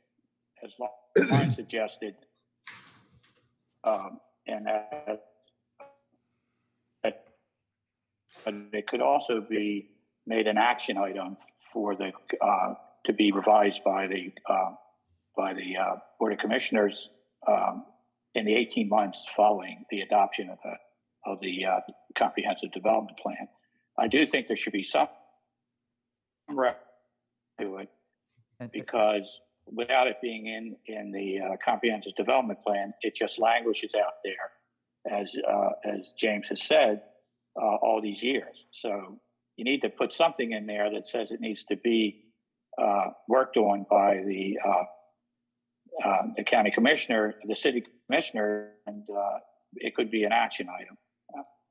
You know, I think, you know, also, I think that we should be clear that we as a planning board don't consider those suggestions as required in approving or not approving a site plan review, which I think what you said earlier, Steve, that we could look at it and say that it's not in compliance, or they aren't following the recommendations, because that all of a sudden we're creating a new ordinance by doing so.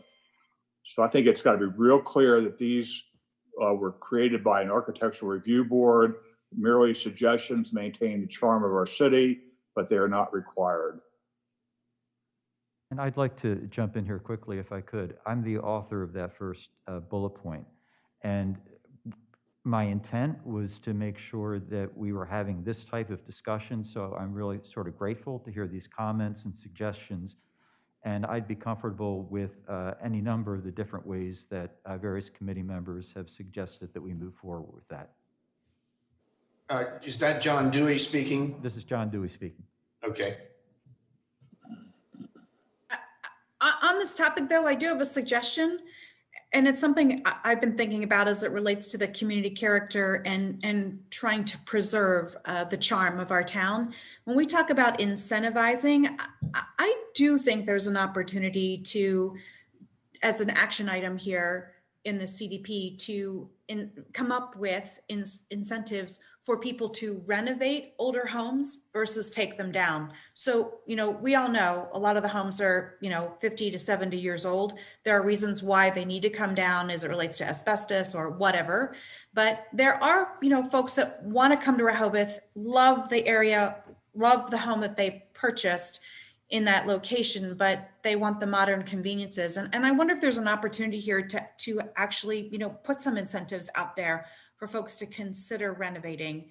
And in many cases, that would cost a whole lot more typically than building new today. So it's just something to consider perhaps as a way to incentivize people to renovate versus build from scratch. I think the term incentivize, which is in the current plan, along with community character, is key. And I think it was referencing the way other communities deal with design guidelines. There's communities that can make them mandatory, especially in areas of architectural significance or historic significance. And then there's other communities that use them, but they're not required, but they provide incentives, so you're getting more if you use them.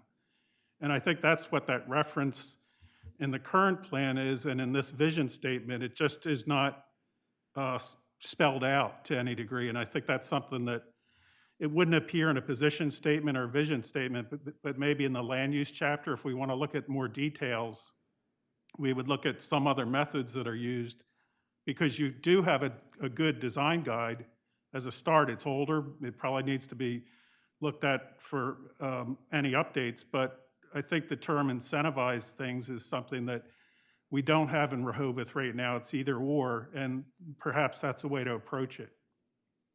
I would support that, Tom. Thank you.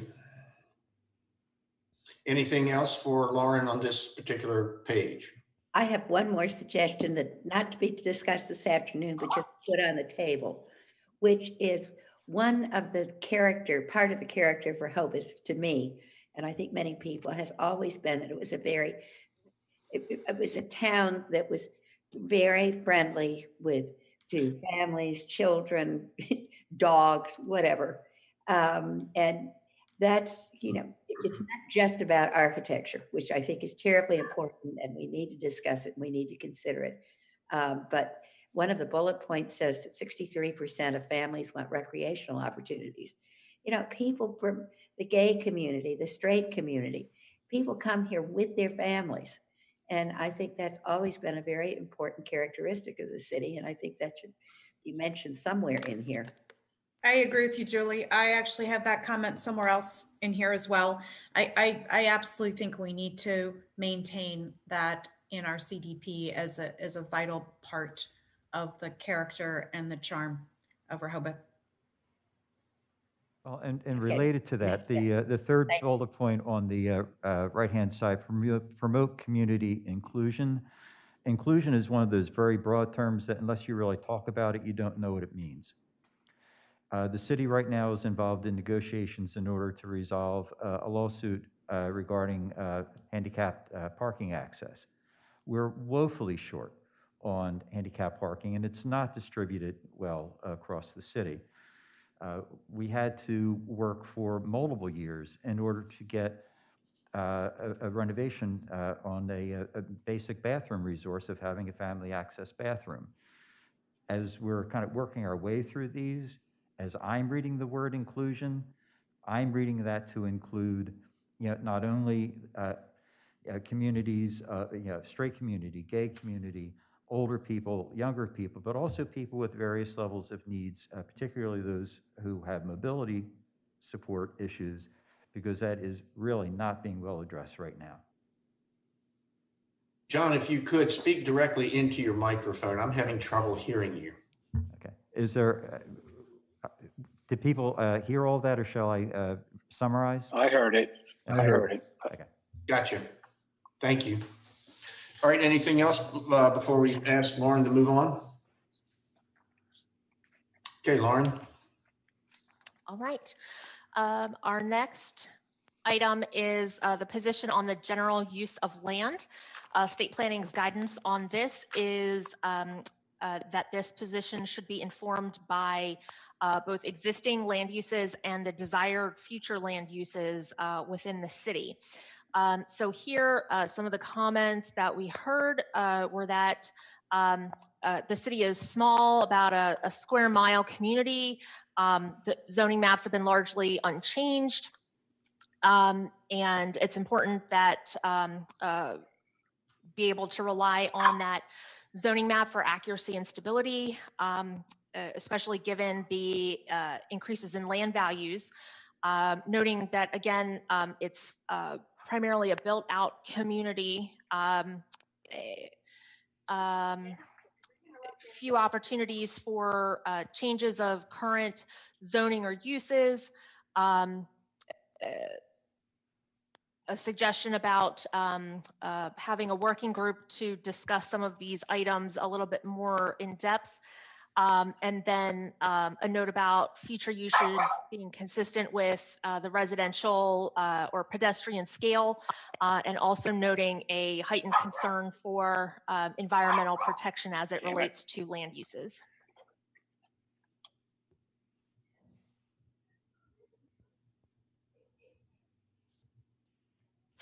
Any comments to this particular page?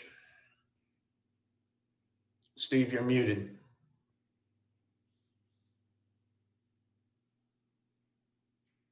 I think Steve got up to. Can you hear me now? Yeah. Yeah. I take a bit of exception to the notion that the city is totally built out.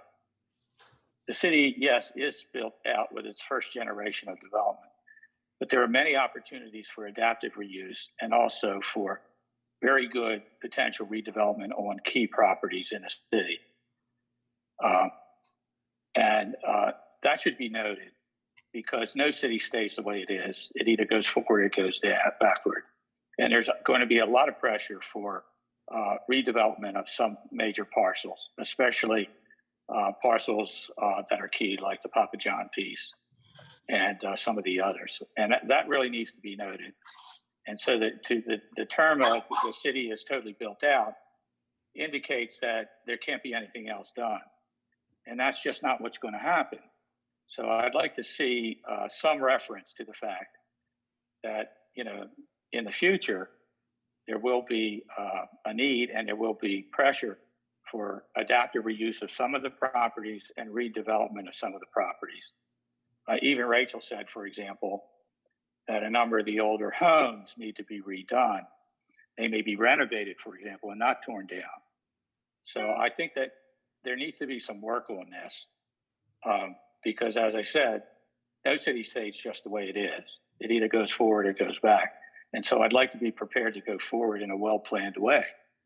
And I know we get into potential new zones and so on, but that will all take some time.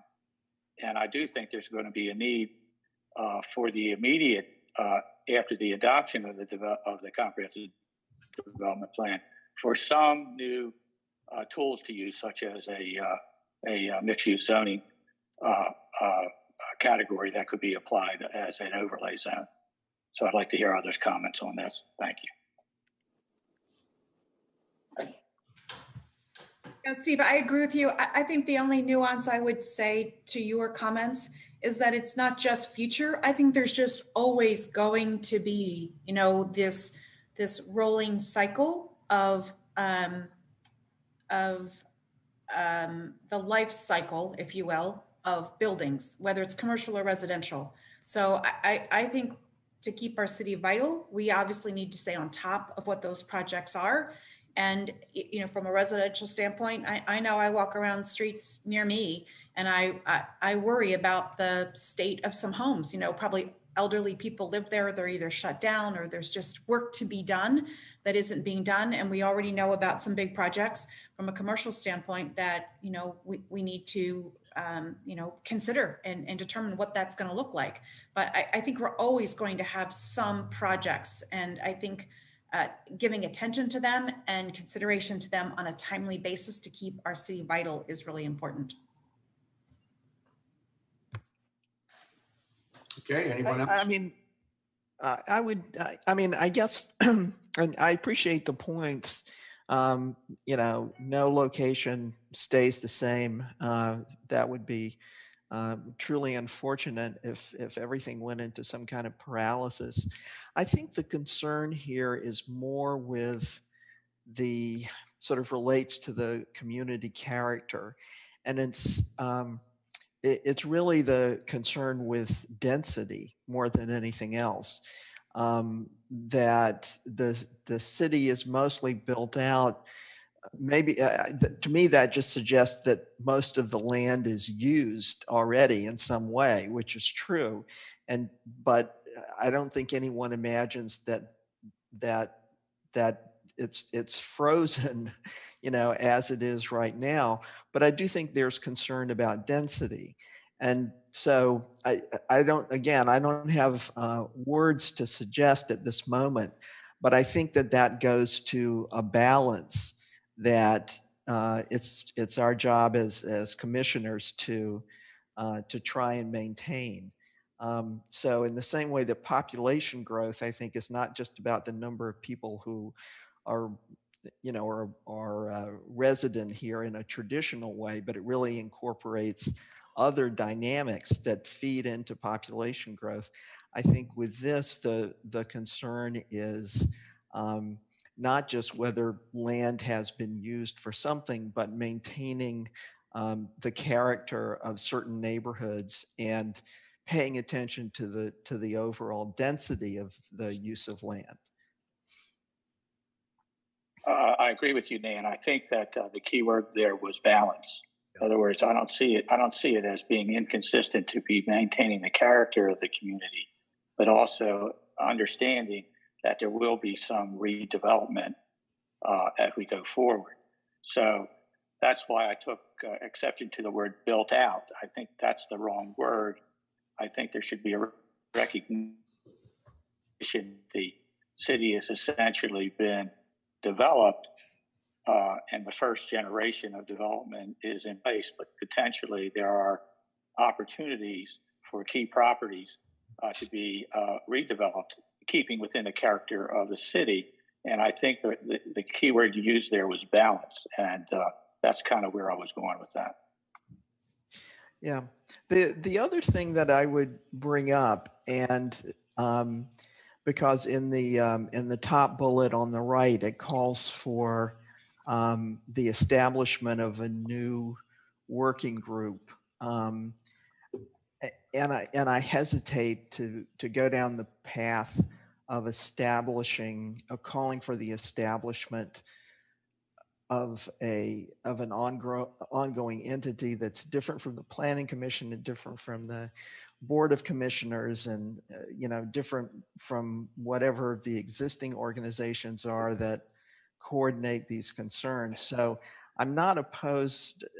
I don't mean to convey that I'm opposed to coordination among the whole range of interest in terms of the city, but I hesitate to actually go on record calling for a new entity, a new organization. I would agree. And that was from me. I suggested that because if we're ever going to have a cooperation between the city, the county, and the state, you need some sort of entity or group to that convenes on a yearly basis to look at what can be done. And so that came from me. Just replace anything that we currently have, like the Planning Commission or the Board of Adjustments. But I do think that we need a working relationship with these other jurisdictions, and the only way to do that is to either have them each, appoint a committee or perhaps some sort of standing group where you have representatives from the county, the development community, the citizens associations, like in many areas, there's umbrella citizens associations, to have a dialogue going forward. Otherwise, I just don't see how we're ever going to get past this disconnect between us and these other jurisdictions, especially with the pressures on us all. That's why I suggested it. But there's no pride in authorship. It could be anything else. It could be anything else that works. Well, I strongly agree with the need for the city to get more involved, as other people have stated, with the policy development that's going on in terms, especially of the county and the state. So I certainly don't object to that idea. I think we might want to work on, it seems to me that one of our major recommendations ought to be for that to go forward. I think that was called for, 12 years ago in the in the last CDP.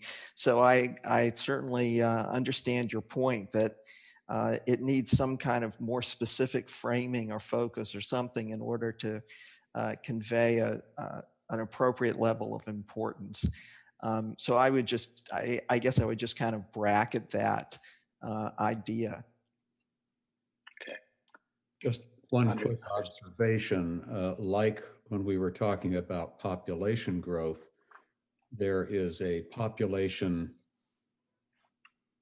growth or change situation that occurs within the boundaries of the city. And then there's the whole issue of population growth and its impact on the city, where the population growth is outside. Here, Steve, it almost sounds in your bullet as though you're really talking about, as you say, land surrounding the city rather than some of the issues that we've been talking about change and redevelopment within the city. So, maybe those do need to be separated a little bit. Yeah, I agree with that. But all these things around the city, of course, are affecting us directly. And that's why we need to be involved in that conversation. Yep. Yeah, I agree, Steve. Okay. Anything else? Lauren, next slide, please. That provides an excellent set because the next city position would be related to development of adjacent areas. So this would be development of those adjacent areas based on surrounding land uses, adjacent jurisdictions. So this will be both at the unincorporated areas of the county as well as the neighboring towns. And here, the comments received are that open land is being rapidly developed through commercial and residential interests through it within Sussex County. Again, highlighting a desire for increased communication and cooperation with Sussex County and other entities. Let's see. And what the primary entrance to the city being through that unincorporated area of the county, and what that influence may mean in the future. Again, reiterating the previous slide's comments about continued discussions with the county concerning land use policies, and again, a note about the working group. So similar to that discussion, we can consider some of that the language from our previous discussion. A note that this development within these areas aren't under the city's control. However, as discussed, there is a desire to have a little bit more input into what happens there and coordination with those adjacent jurisdictions. Again, noting that this is mostly about the county and the county's growth plan and its plans to either allow growth near existing growth and preserving open areas and agricultural lands. so that's the sort of that related discussion about those areas that are beyond the city's current boundaries. I have a suggestion here. The last bullet might give Sussex County a little bit of a hiccup. I'm not sure they want us to tell them how to limit their growth. I know if I were a city, a member of the council or a supervisor, I'll pull my feathers a bit. My suggestion there is that we modify that language. As a historical matter, if you're a student of cities, infrastructure usually follows development. It doesn't precede it. The only time infrastructure usually precedes it is when you have like a major piece of infrastructure, like a beltway. For example, in the Washington area, the beltway was built before a lot of things came in afterwards. But in the normal course of things, infrastructure usually follows development. There's development and then there's a need for road, or there's need for new sewer lines, or there's need for a new sewer plant. So I would suggest that we modify that language a bit, because if we want to start working with them, we shouldn't right away tell them what they need to do. We should tell them, let's sit down and see what we should do together. That's just a suggestion. Yeah, Steve, the problem I have with that is all you have to do is drive out onto Route 1 on any day in the summer and you see what's happening. So I think things are out of sequence on that. And for us to suggest that the county be more careful and more selective in what it's allowing to develop, I think because of the dramatic impact on the city is important. And I understand what you're saying about build it and all that, but I mean, we're already at the crisis mode. It's not as if we have a whole lot of time to shake hands and have a group hug, unfortunately. Well, it's a question of the language. I think the language you just suggested was better than don't do anything unless you've already got infrastructure to support it. I just think it needs some language. It needs some work on the language, so that it's we make sure we tell them we're having a problem here, but I wouldn't try to tell them that you can't have any more growth. But we clearly can't. Absolutely, the infrastructure you need. We clearly can't do that, but we also can express our sincere concern over what is happening, particularly as that's one. That's the way to do it. That's the way I would do it. Okay.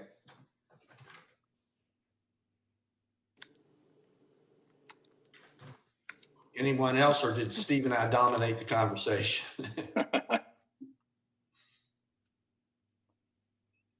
Okay, Lauren. All right. We did touch on this a little bit earlier, but this is related to the expansion of boundaries, or again, any potential annexations into the city.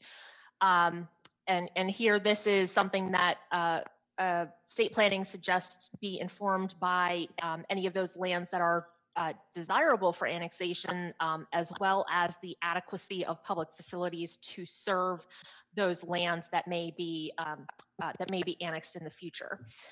So here, some of the comments received were about considering the triangle near the elementary school. Excuse me. Again, this is a suggestion to incorporate some additional language from the 2010 CDP, which this topic is discussed more at length. Let's see. Some additional comments about how some of the survey respondents felt. 3/4 noted their desire for the city to stay the same size. Again, 92% wanting to maintain the small town atmosphere. Excuse me, frog in my throat. A note about annexation of that corridor between the Canal Bridge and Route 1.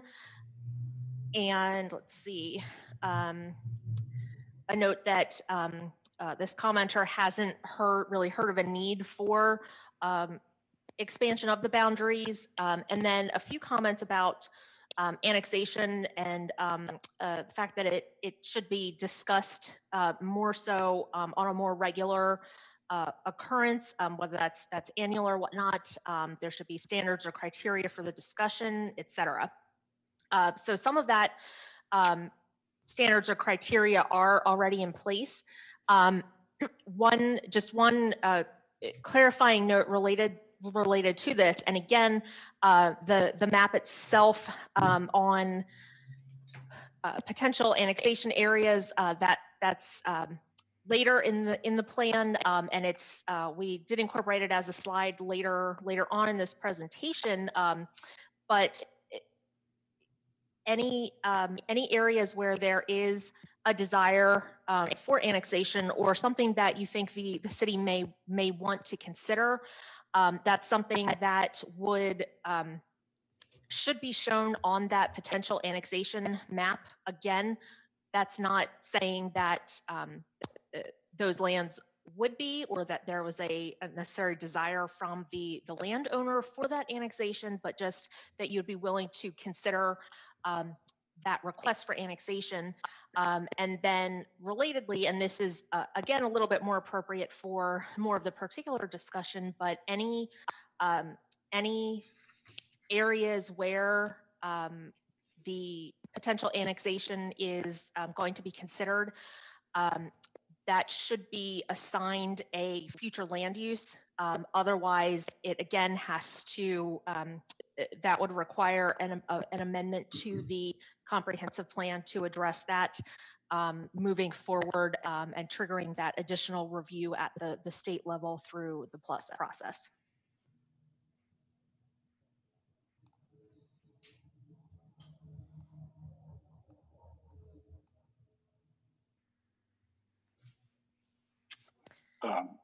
Any thoughts on any of those comments?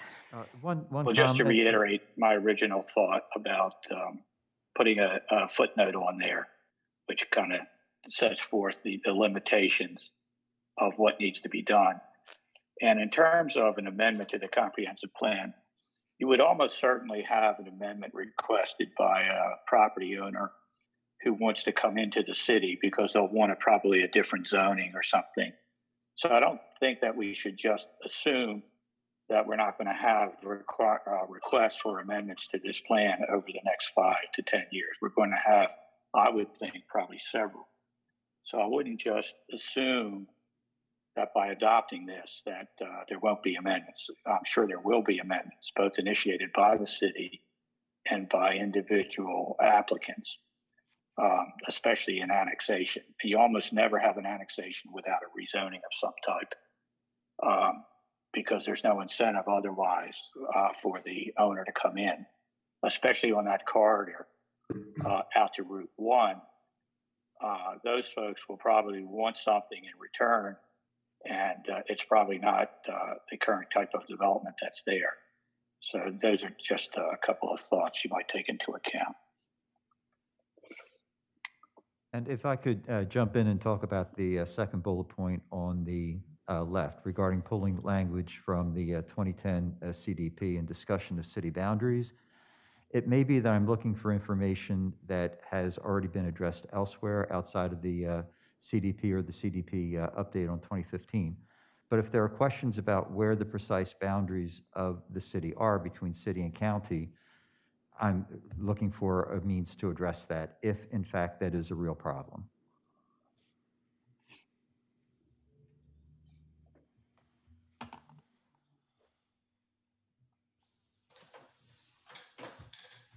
Do you have any information on that subject, Lauren? I believe that the boundary and some of the parcel information was part of the mapping review exercise that KCI worked on for several months. I believe that was earlier this year, maybe late the preceding year. It's my understanding that there are a few parcels that are still in question as far as the official documentation with the city, but I'm not aware of a city boundary issue. I was not part of those discussions, so I can't really speak more to that. I don't know if anyone else on the call has any additional information. I do know that there had been some discussions both with the county as well as state planning representatives. So that's an item where there is additional information needed. I can follow up with those groups to see what that how that status remains. But I'll I guess throw that back to anyone who is part of those discussions. Well, let me ask Glenn Mandelis. Glenn, have you heard anything about this this issue? I was under the impression the mapping was involved mostly with beach properties and lake properties. Thank you, Chair. So the mapping issue is citywide. It deals with several different things. One, for example, where an owner may have acquired two parcels side by side, not near a lake, not on the ocean. The county may have merged those two properties and gave it one tax parcel number where the city's records still show it as two separate parcels. So we have that issue that we're dealing with. There are some issues around the lakes, for example, as to how far people's property extends toward the lake. And the same thing occurs on the ocean, but there's not a question that we were dealing with that really surrounded the boundary of the city. That's more or less set by the charter, isn't it, Glenn? If I understand. It is. There are some, it does occur from time to time in different municipalities that a portion of a parcel will be in the county and a portion will be in the city, and that makes for some really difficult situations you have to deal with. But I don't know if that occurring any place in the city of Rehoboth Beach. So if what we're really discussing is resolving issues of individual, for lack of a better term, individual properties that may or may not have been combined and therefore cross the border between the city and the county, I'm less concerned about that. As I was reading it, the information in the CDP, at least as I was reading it, lacked any depth of context. I'm really just reading some relatively broadly stated goals. So I'm much more comfortable hearing that what we may be dealing with actually are some very specific and narrow examples. That's right. And Lauren, if you want to get with me to drill down on some of that, I'm happy to help. Great. That would be very helpful. Thank you. The one item on annexation before we moved off of that topic, the 2010 CDP talks about a strategy for annexation relative to water sources, well fields, and groundwater protection areas. I know it's the same issues that have been brought up. That's private property, and there would need to be a process where homeowners would need to want to opt into the city. But that seems to be a common strategy on many municipalities, and I'm just wanted to bring it up before it's not addressed in the plan update, if it's still a relevant strategy or not with the city.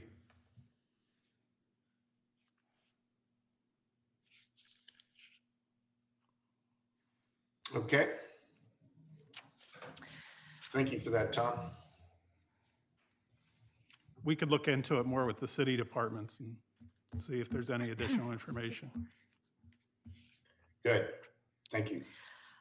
And just on that note, I believe you mentioned source water protection is one of those items. I just flipped to that map. So right now, according to the more recent DNREC information, they're the bodies that are, or they're the agency charged with mapping of those wellhead protection areas, et cetera.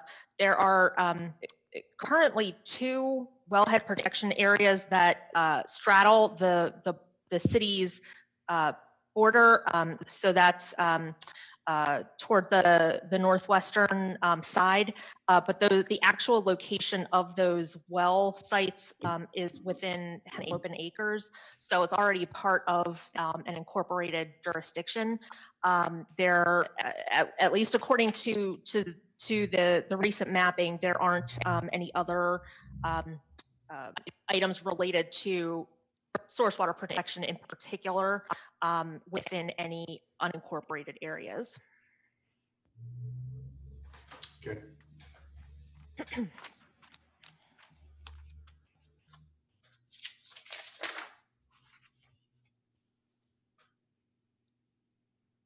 Okay. And then, as mentioned, there's more of a discussion on the specific in the maps itself later on, so we can update this position, but then get into more specifics as we move into that discussion. Okay. And that brings us to a new vision, and this is the vision for neighborhoods. So here, this is noting that the city's residential areas are reminiscent of a bygone area, and they reflect small town neighborliness. The vision statement notes that the city is a retreat of green places, ocean spaces, and pleasant memories. There's pride in the care and appearance of the community, the quality and preservation of the natural environment, history and historic places. Let's see, given attention to physical connections between the past and present, home and work, resident and visitor. There are orderly, walkable, bikeable neighborhoods, diverse architecture, dwelling types, spacing and size, and noting that all property owners share in the responsibility for year-round care and appearance of properties. So any I have thoughts on that vision itself? Yes. This is, you know this from me, but I do have, I would like to suggest that we delete the bygone era reference. I understand that it is meant in a very benign way, but bygone era for a couple of reasons. One is that can have some pretty negative implications for some of our residents, and especially with regard to our diversity and so forth. And I don't think we want to communicate anything negative. And secondly, I'm a big believer in the small town character and the community character of Rehoboth. But I would really like the tone of this plan to be very forward-looking. In other words, a small town is not inconsistent with high tech. A small town can be a very forward-looking, intentionally small scale, neighborly location. So for that reason, I suggest that we just drop the reference to the bygone era. I agree to everything you just said, man. Totally agree with you. Absolutely. And I did have a couple of other thoughts. I'm sorry. No, I was just. I did have. I'm sorry. Go ahead, Steve. I just had a couple of other thoughts. The housing types is something I'd like to address.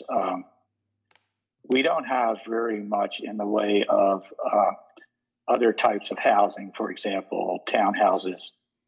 I'm not talking about density, great density. I'm just talking about type. We don't have much in the way of townhouses. We don't have, for example, small houses, which would be on a smaller lot. Not all our houses need to be these big grand houses. We also don't have the use of, currently don't use cluster zoning, where you might be able to have maybe a little bit more density, but in a more attractive cluster type of development. So I'd like there to be something that talks about the current trends in housing types. For example, a lot of people are looking for detached homes, but they want a smaller home. And that might help us with the diversity issue. and also with the affordable issue.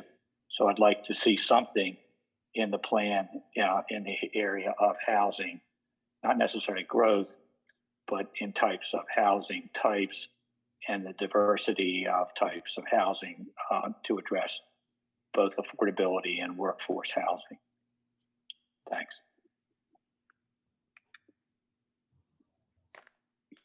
So Steve, to kind of tag on to what you're saying, I've been thinking about this also. And when Rehoboth, in the first kind of generation of Rehoboth, which there are still some homes left like this, we have the separate kind of little apartment right over the garage or guest house.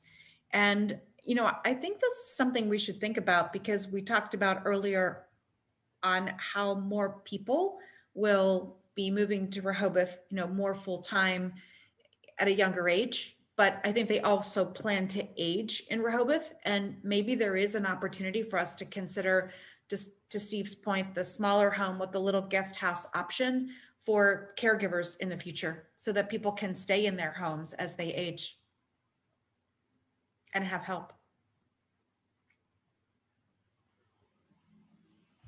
If I can speak up, when I looked at this vision statement, it appears to me that it's virtually a perfect vision statement for what we called neighborhood, community character earlier on, when it seemed to be missing.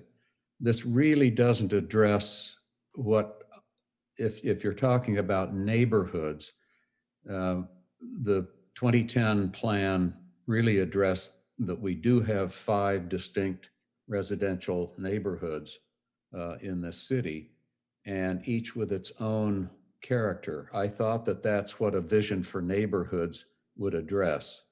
But this statement really addresses the city as a whole better than anything I've seen. And then when you go over to city positions, housing growth doesn't necessarily fit.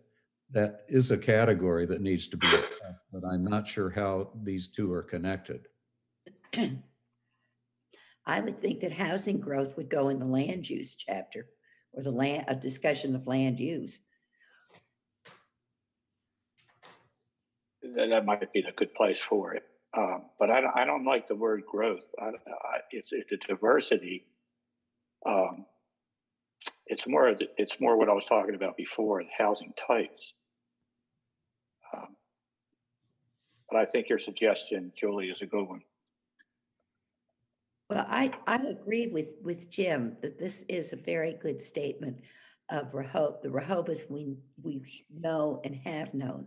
It's not forward-looking necessarily, but I think that said, I don't think it would be inappropriate. In fact, I think it would be very appropriate to put it in more in the character analysis of present Rehoboth, allowing for the fact that going forward, there will be some evolution, some changes, whatever. But I think this captures Rehoboth currently, and what we remember about Rehoboth that we found most positive.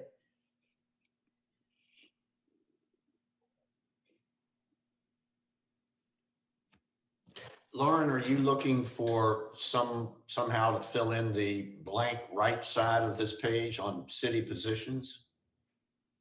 Not yet. We do have a slide after this that discusses housing growth more specifically. So this is more if there are any particular comments about the vision, okay, again, addressing the bygone era, but then anything else within the statement.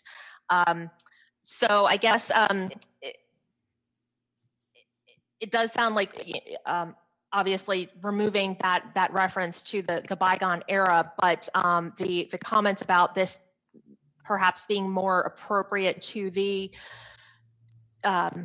community character vision, is that are you potentially looking at this as something visions where these are combined, or the more past looking items within the statement may be transferred to that community character vision and incorporating more of the forward-looking particulars about how neighborhoods may be seen in the future.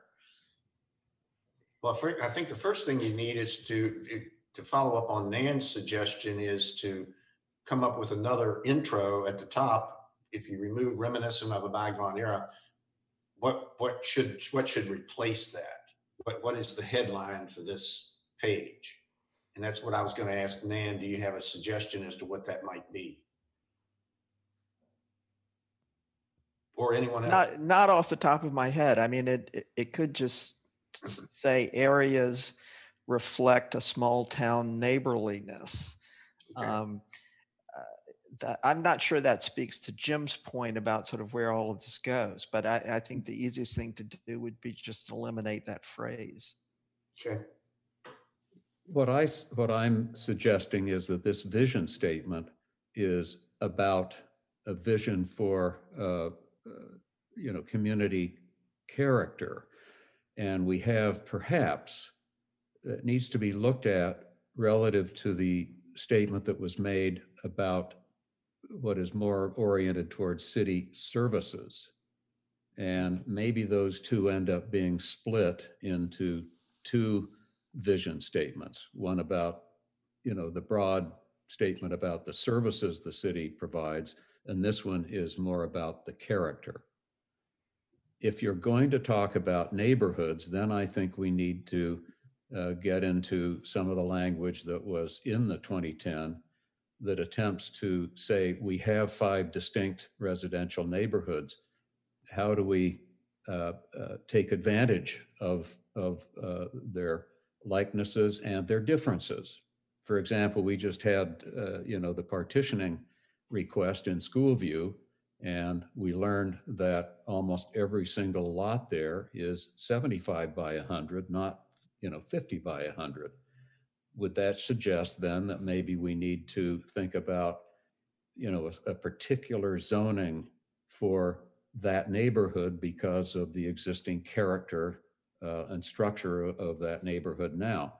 That to me would be discussing a vision about neighborhoods, much more so than what I see here is about the city as a whole.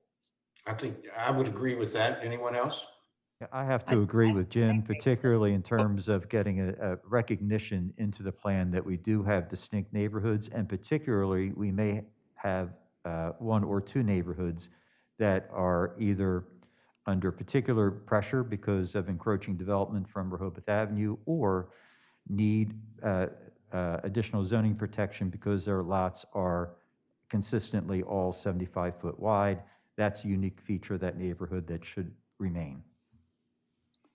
Are we sure we still have 5 distinct neighborhoods, or has there been some change in those neighborhoods? So we really need to know first whether we still have 5 distinct neighborhoods or whether there's been some change. And we should consider what exists today, not necessarily what existed 10 years ago. I would agree. Well, I would not disagree with that. I do think, though, that a kind of a vision could be that this is investigated further. Right.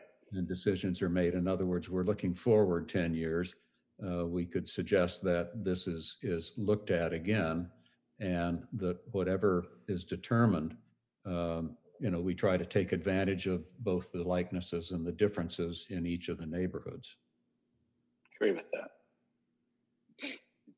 Lauren, do you need more guidance on that? I think so. I can start with that information and craft something. And obviously, this will not be the last opportunity to review and comment on a draft. So perhaps that revision will get us a little closer to the language that you're looking for, with maybe some potential tweaks to that. If that sounds okay. Does anyone object to that? Hearing none, have at it, Lauren, please. Great. All right. And then let's see. The next item is the city position on housing growth. So here the state's guidance is that this position should be informed by the existing housing inventory, what's in the pipeline for housing development, what are housing needs, and as also mentioned, this is also informed by potential population growth, and the position that that relates to that population growth. So here, comments that housing has been more so driven by replacement of older, smaller homes with new construction, and that will likely continue. Reiterating the some access to workforce housing through mixed-use zoning that could be explored. A need to plan with Sussex County. So again, highlighting that those interjurisdictional cooperation efforts and considerations. Let's see. A lack of let's call it what was the term you used, the first lack of sort of first generation lands, undeveloped lands that would be looking for that first time development, focusing more on the infill redevelopment or adaptive reuse of structures. Let's see, a note that housing growth is already controlled in part by lot sizes and requirements within the city's code, and a note about rising property values and the concern about the availability of affordable, attainable workforce housing, missing middle housing, whatever you, whichever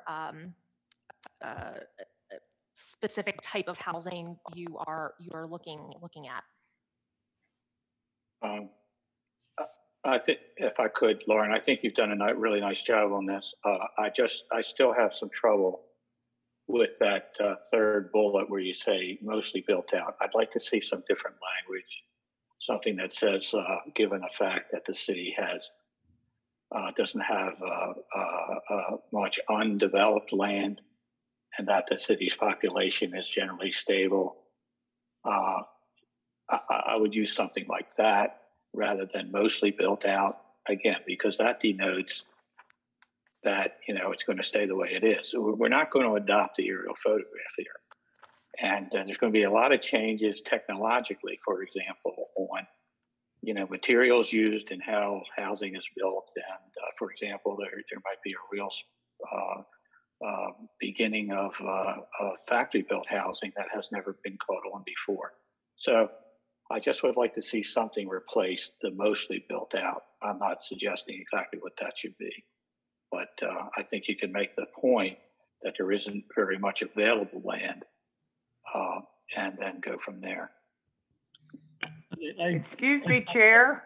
Yes. I just want to remind you, we're closing in on 4:30. Yes, thank you. I was just getting ready I was waiting to see if there was a pause in which I could interject myself and close the meeting out. And unless someone objects, I'd like to talk just briefly in the last few minutes about what we can anticipate on a schedule. Today being the 18th, this is the first release of the CDP in its current form. On Wednesday, November 24th, Wallace Montgomery intends to have a second draft number 2, released to the Planning Commission and the Board of Commissioners, which I assume will be treated in the same fashion as this document has been in terms of disclosure. We currently, our comments after the 24th of November, the second draft prepared by Wallace Montgomery will be distributed, and the Planning Commission and Board of Commissioners are asked to submit their comments on the second draft by Wednesday, December 8th, back to Wallace Montgomery. And the Planning Commission's next regularly scheduled meeting is Friday, December 10th at 2 p.m. I'll be polling the members to see what the thought process is about if does that schedule work. We know what the dates are. They've been in that place for some time, but I'll be in touch with the members of the commission to see your thoughts, basically on an individual basis, about today's developments and what the schedule will look like going forward after that. The one meeting, I think, now these please are tentative dates. I've got to speak with the mayor and Ms. Womack and others, but I think we hope to have a joint planning commission Board of Commissioners meeting on December 15th, beginning at 10 a.m. So I give you those dates. If that's as far out as I can look right this minute, although we are discussing how to get from where we are today to where we need to be in order to file a plus application with the state. Having said all of that, unless there's an objection, we are adjourned. Mike, can I just make a suggestion? Sure. As we start to kind of work through this next iteration from Wallace Montgomery, can they actually highlight the areas that they are providing updates and rewrites on so that we can see and focus in on those areas? You mean a track change? Yes, please. Lauren, can you do that? Yes, we can do that. And then also we're going to be providing notes within the comment spreadsheet that's been circulated, just highlighting the way that particular comments have been addressed and where they've been addressed.